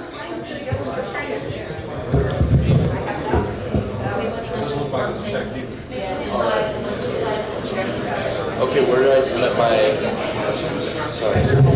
Okay, if you cannot make Porcupine work for you, if anybody can't make Porcupine work for you, you can do a paper ballot. And somebody, I assume the chair is going to have a teller do this with 2 pieces. Oh, shit. Okay. Point of something or whatever, you're going to be handing in 2 pieces of paper with your paper vote. One with your vote, another with your name. I don't know if that was explained clearly, but you need 2 pieces of paper, one with your vote, one with your name. They will still be secret ballots, but we need the name so we know who's voting so people can't vote twice.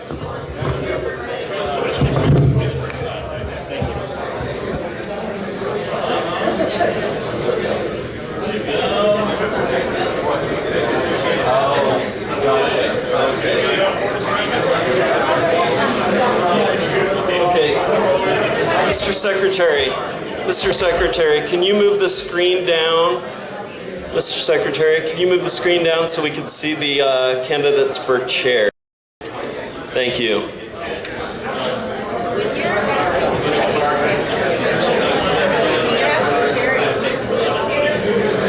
Oh, I know, but you would come back up here, so I thought. No, I'm not chair. I know, okay. No, okay. All right, so those of you who are going to be using paper ballots, I need you to, Mr. Strauss, can you raise your hand? This is the guy to give your paper ballots to, and you need to give 2 pieces of paper, one with your name on it and one with your vote.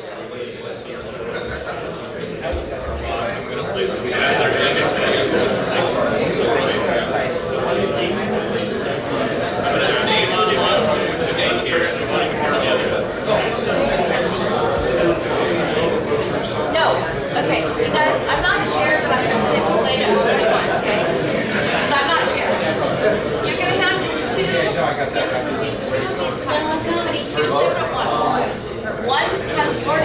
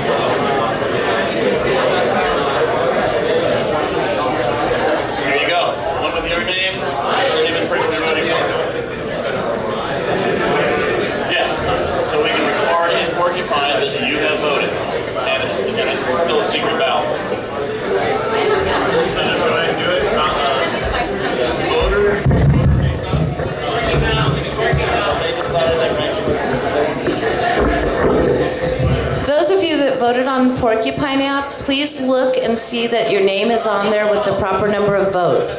That's how you're going to know they have your vote.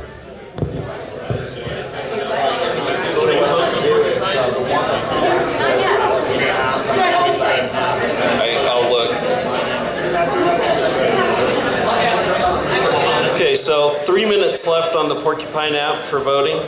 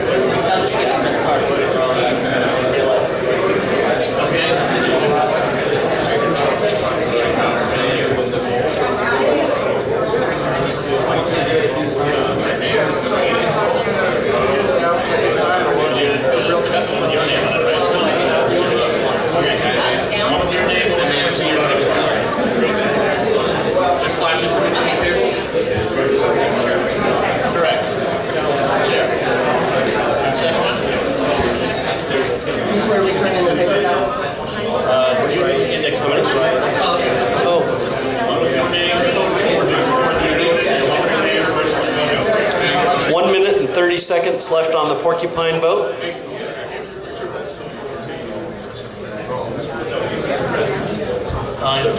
Tell her your name. You're going to need 2 cards. One with the name of the vote you're voting for chair. Everybody, don't forget to put What's better? Scratch that. Your name. Scratch that one. There's not ballot. I need your ballot. What was the size? No, just chair.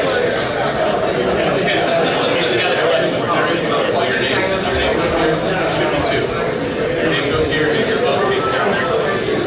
Your name, your vote. All right, Gary, let's get you locked in, man. Let's do it.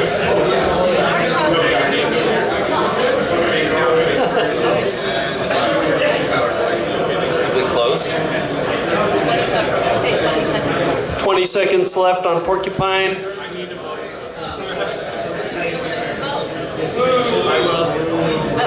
Okay, you're voting paper. No, Porcupine's closed. It's closing in 9 seconds. Just vote on paper. Then I need 2 pieces. Yeah, just let him put his vote in and then you can. Okay, Porcupine's closed. And so anybody who has not voted, make sure you bring your ballots up. I've been saving to 1 or 2 things now. I've only got. Well, you're the chair. Chair will until we get the results. I mean, or I can.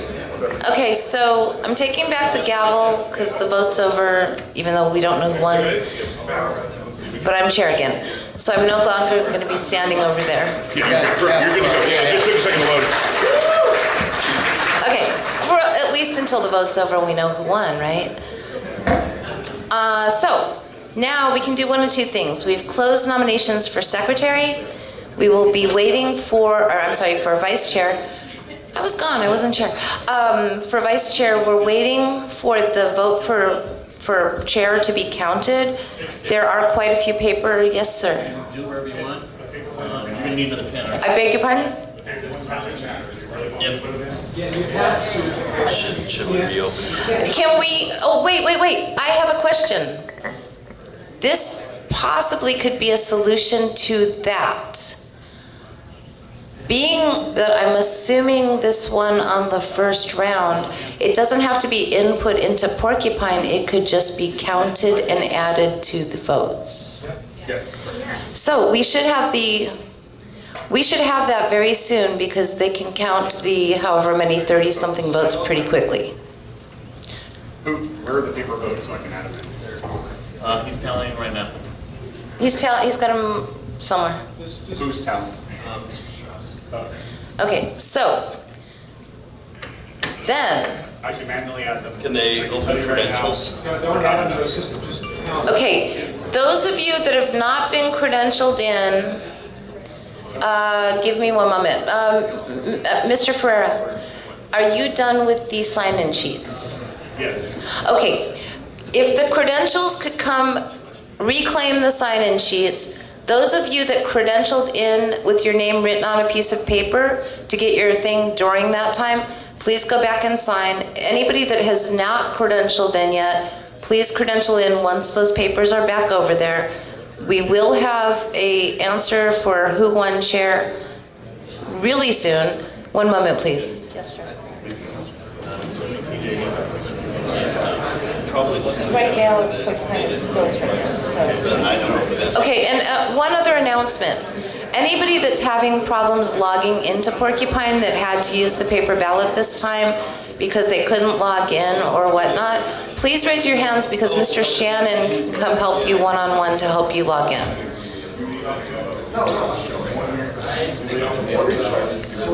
Miss Janice, did you get it figured out? Did she get it figured out? Anyway, anybody having problems, please let Mr. Shannon know. So, okay, we've closed nominations for vice chair. When this is done, we will be probably taking a little time getting ready to vote for vice chair. So we could open nominations for secretary at this time. Sound good? Okay, so I am opening nominations for secretary. Is everybody paying attention? Okay. Yes, ma'am. My name is Angela McArdle, delegate from Los Angeles County. I nominate Jessica Tewksbury of Riverside County for secretary.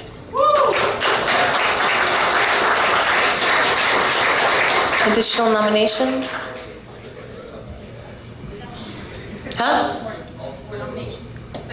Secretary, yes. We've got it open for secretary. Okay, thank you.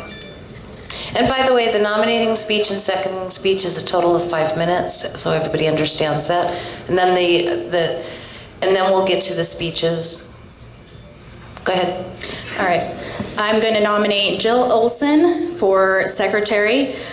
She also still goes by this bitch. That has not changed. But I'm so damn proud of how far she's come in the liberty movement. She was kind of reluctant at first, and now she's given it her all. You know, it includes staying up till 1:30 in the morning, even later too sometimes with helping out with these conventions.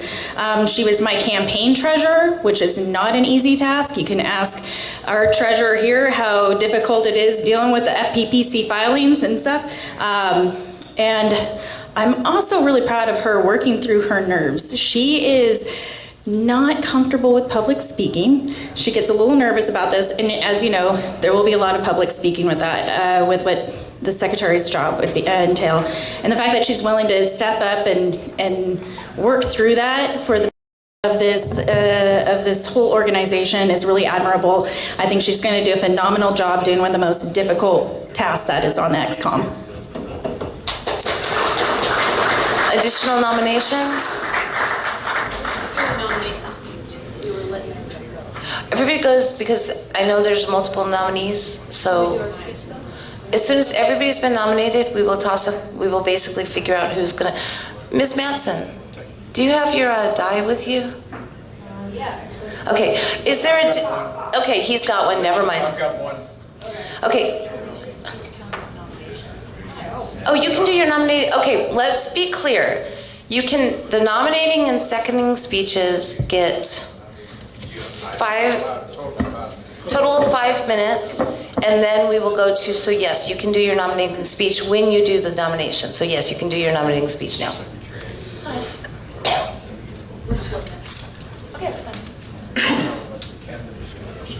Hi, I'm Matthew Butts, and I'm nominating Jessica Tewksbury for secretary.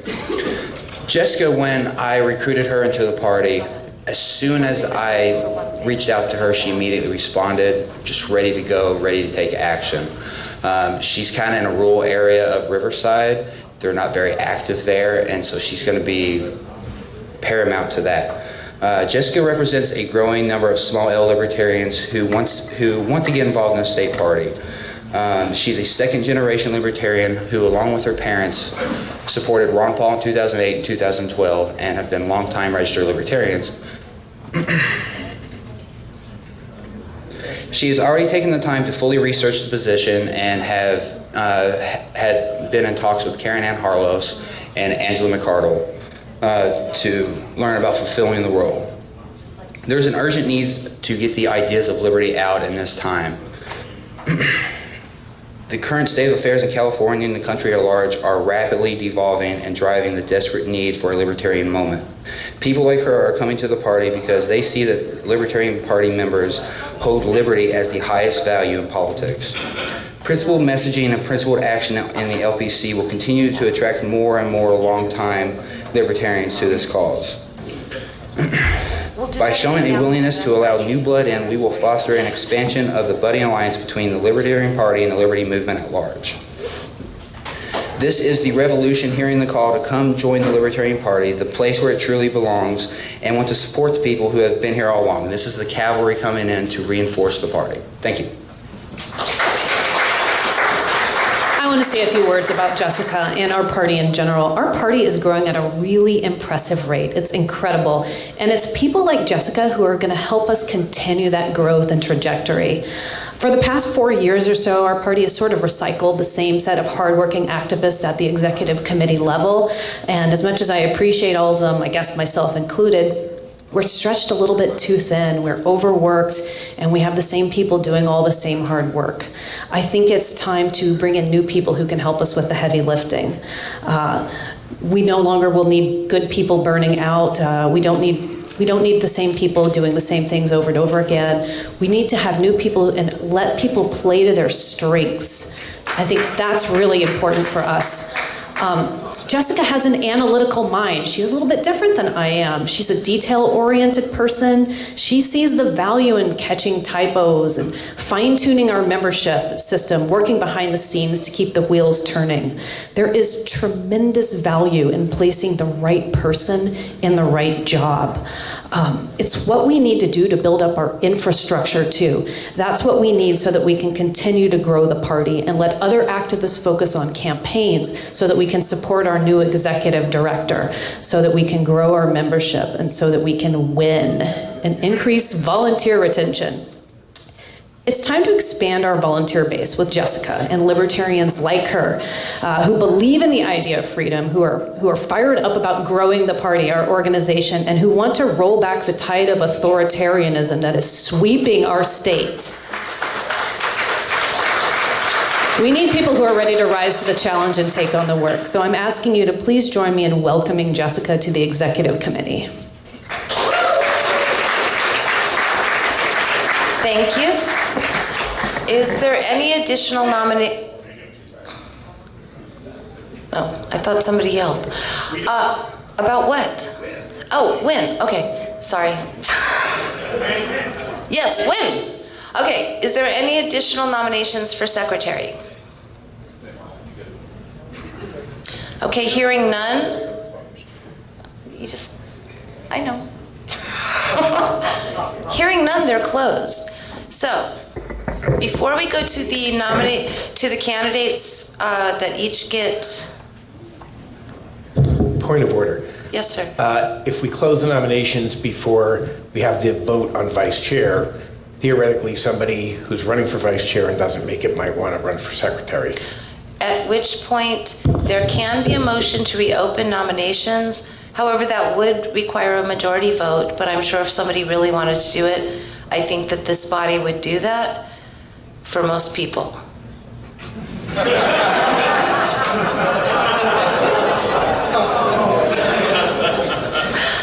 Okay, so does that, okay. Okay, so we are going to go to the nominating speeches, or to the candidate speeches, but I do have an announcement that we do have a winner for chair. Who is it?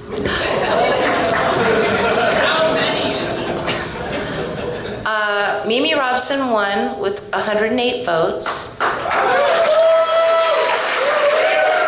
Thank you. Thank you all. James Ogle received 1 vote.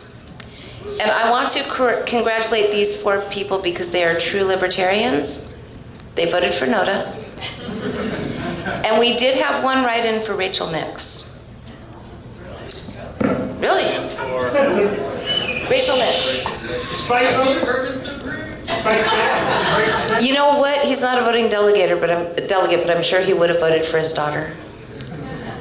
Okay, so that being said, we will be going. These with the votes. Okay, we will be going. We will be voting for vice chair after lunch because right now we are 14 minutes until our hard stop for lunch. The nominating speeches are each 10 minutes for secretary. So I'm going to roll the die, or I don't know how to do this, right?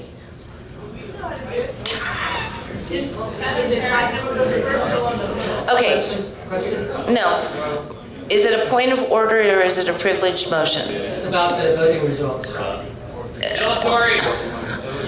Yes, sir. What's your question? Is it a point of order? Normally on ranked choice voting, in a single winner, the threshold is 50% plus 1, so that's where you would win. If possible, I'd like to know what percentage I got before you were elected with 50%. Okay, I will give you that percentage. If you'll indulge this for a moment, it won in round 1. I would just like to know what and you got 1 vote out of, what was the total vote?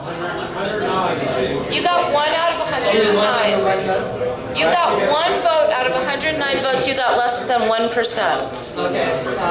That is the answer to your question. That was the answer. That is the answer. 50% plus 1. 1 out of 114. You got 1 out of 114. I won with what's the percentage of? So you got more than 50% plus 1. Dude, I got 108 votes. You got 1. You're being dilatory. I got 94.7% of the vote. That is above a majority.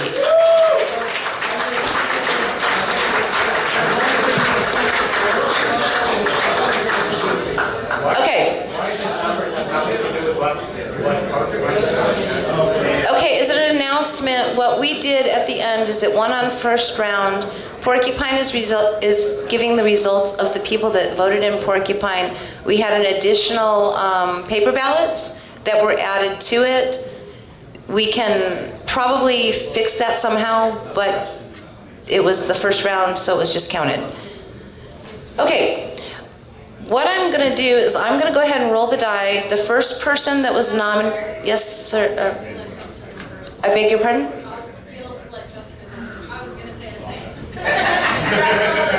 We're gonna roll the die. The first person that was nominated was Jessica. The high number roller, whatever is rolled, the high number will be Jessica because she was first, and the low number will be Jillian because she was second. But I'm going to ask that being we've got 10 minutes till lunch, we can go ahead and do this. And is there any objection to doing these speeches when we return from lunch? Hearing no objections, we're going to roll the die now so they know which order they're doing it in, and then we're going to adjourn for lunch unless there's any other motions or things that need to be done in the 10 minutes we have left. So, somebody can watch me. First roll of dice for Jessica. 17. And this is for Jillian. 2. So Jessica will be speaking first and Jillian will be speaking second. They each get 10 minutes when we return for lunch. Is there any additional business or anything? Why aren't we having the speeches now? Because we have 10 minutes and there's 2 speeches that are 10 minutes each, so the body just agreed that we would do that after lunch. Once we get back from lunch, while we're doing the speeches, we will be voting for vice chair. Then we should be pretty quick because during this hour and a half, we will likely get all of the glitches worked out of Porcupine, and we'll do the rest of these really, really quickly because we really need to get to platform. Okay, we're recessed in, yes, ma'am. I have a resolution. I'd like to suspend the rules and consider a resolution, but I was going to email it to the secretary first. Is it long? Easier emailed because I don't have it on paper. Can you read it out loud and email it and make your motion now? Yes. Because you're making a motion, let's be clear, you're making a motion to suspend the rules to consider this resolution. It's to present this resolution. It's a one-step motion. Yes. Correct. Where are you starting? Who are you? I'm sorry? Who are you? Sandra? Sandra Collender. Contra Costa County. Okay, please state what you're suspending the rules to do, and then we will have a vote on the whole thing. I'm requesting a suspension of the rules to consider a resolution regarding the FDA, CDC, and so forth. And I have the text and can read it. Yes, because this is a one-step motion. Read your text now and then email it to the secretary. Whereas the international free market of medical and research professionals and data analysts rapidly found and developed treatments that have substantially prevented, resolved illness, and wiped out disease in whole countries without waiting for permission, despite threats and opposition, did so quickly, cheaply, safely, effectively, and without refrigeration. And I'm sorry, I need to scroll up. That was the second paragraph.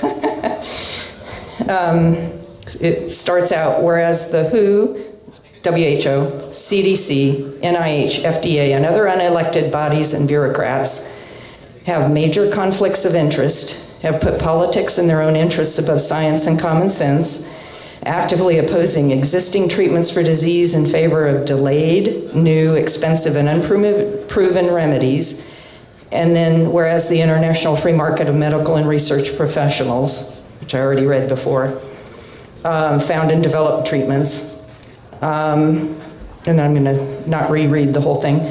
Whereas doctors who face sick and dying patients and their families and are willing to risk their reputation and government licenses to speak and act for their benefit and based on scientific and observational data are substantially more aligned with the needs of those they treat, the Libertarian Party of California does hereby applaud and uphold the efforts of frontline critical care professionals and their many volunteer data analysts, teachers, researchers, and study participants who have and are contributing to lives saved and health restored, and calls upon local, county, and state health authorities and hospital administrators to take personal responsibility to follow the data, to consult these experienced and knowledgeable professionals, and to ignore advice from dysfunctional and corrupted bodies having conflicts of interest. Okay, that will require a standing second. Are there, 13. I need 13 people standing for a second. We have far more than 13. This will go to a discussion. Did you want to take 2 minutes to speak? And did you email it to the secretary in between? Can someone you? Else, if somebody else would like to speak on this while she gives this to the secretary, is there any discussion on this motion to adopt this resolution? Yeah. Yes. You really should stand up. I'm sorry. I know that it's harder to stand up, but you should. Yep. Just a point of order. I thought this is a motion to suspend the rules and wasn't debatable. You're correct. You're absolutely correct. I screwed up. You just elected a chair that screws up. There is no debate on a motion to suspend the rules to adopt a resolution. Therefore, does everybody know what they're voting on, or do they need it on the screen? Read it on the screen. I'm sorry? Put it on the screen. Okay, that will take a moment, so we will take a moment to put it on the screen.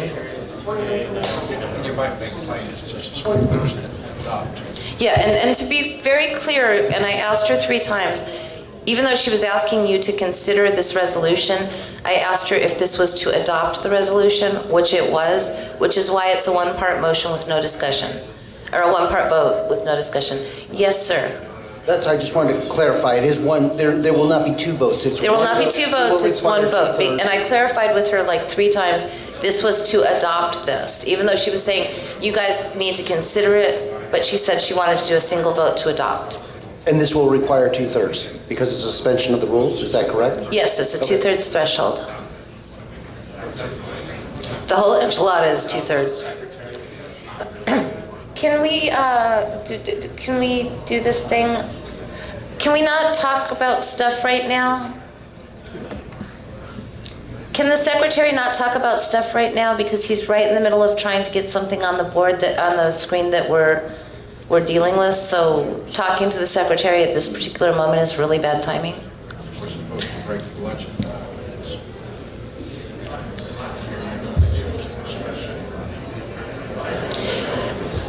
While we're wasting time on, not wasting, but while we're waiting, not wasting, I'm going to ask you guys a huge favor, okay? This afternoon, we're obviously behind on because of Porcupine and so forth. I'm going to ask you guys to stick around today and actually consider the hard work that the platform committee has put into this report this year. I know sometimes people leave, but that committee put in every single Saturday. They had meetings, they worked on emails, they actually did the work this year as opposed to what last year's committee did by not doing any work. Whether you like it or not, whatever, please consider what they've done. And so I'm asking, I'm kind of begging, don't leave. Let's do the business this year and get it done. Please, pretty please. Pretty please. Thank you. And I want to say that the chair of that committee, Mr. Dean, I don't know how many hours he put into this thing, but he did it real handy dandy. You guys should have a thing on your phone where you can click and see everything right in real time. He did a really excellent job. Thank you, Joe.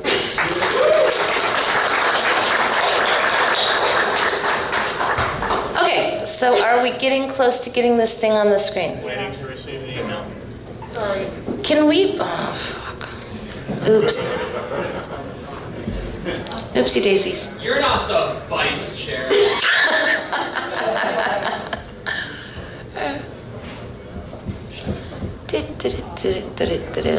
Oh, I know what I can talk about for a brief moment. We didn't get to something last night in the auction at the banquet, so you all are going to get a chance to do something, and that's have a chance to buy this amazing bottle of whiskey from Kentucky, made in Kentucky. You can't get it outside of Kentucky. And it is signed by a real, true drinker. I think it's bourbon, not whiskey. I'm not a drinker. Well, I drink wine, but whatever. It's signed by Joe, because you know this is her favorite beverage. And you will have an opportunity. The vice chair of National he drove this down just for us, 34 hours from Kentucky. So think about it. And is it up on the screen? It's getting close. And the other thing is, last night I mentioned yesterday on last night at the banquet, well, actually, let me say this first. Last night at the banquet, we raised about $22,000. Thank you all. That we did better this year than we did last year in Los Angeles with more people here, but I guess less passion, so thank you. And one of the things we did is we're offering convention special only. If you would like to be a life member and get pinned by your choice of me, Spike, or Joe, you can do that for a mere $100 a month for 10 months. So, all right, till end of convention. Okay, we are ready now. So does everybody, if we can scroll, does this need to be read again, or can we just all read it and then vote? Read it out loud one more time. Okay, I will read it out loud one more time. Okay. Whereas the WHO, CDC, NIH, FDA, and other unelected bodies and bureaucrats have major conflicts of interest, have put politics and their own interests above science and common sense, actively opposing existing treatments for disease in favor of delayed, new, expensive, and unproven remedies. And whereas the international free market of medical and research professionals and data analysts rapidly found and developed treatments that have substantially resolved illness and wiped out disease in whole countries while waiting for permission, despite threats of, without waiting for permission. Despite threats and opposition, did so quickly, cheaply, safely, effectively, and without refrigeration. And whereas doctors who face sick and dying patients and their families are willing, stop scrolling while I'm reading, please. Whereas doctors who face sick and dying patients and their families are willing to risk their reputation and government licenses to speak and act for their benefit, and based on scientific and observational data and substantially more aligned with the needs of those they treat, the Libertarian Party of California does hereby applaud and uphold the efforts of the frontline critical care professionals and the many volunteer data analysts, teachers, researchers, and study participants who have and are contributing to the lives saved and health restored, and calls upon local, county, and state authorities and hospital administrators to take personal responsibility and follow the data, to consult these experienced and knowledgeable professionals, and to ignore advice from dysfunctional and corrupted bodies having conflicts of interest. Do we all know what we're voting on? All those in favor, please say aye. Aye. All those opposed, please say nay. Nay. It passed. Okay. And on that, on that note, it is now 12:02. We will be recessed for lunch until 1:30. We will be coming back promptly at 1:30 because we still have a lot of business to do. So you got to be in this room at 1:30 so that we can do the stuff. Thank you.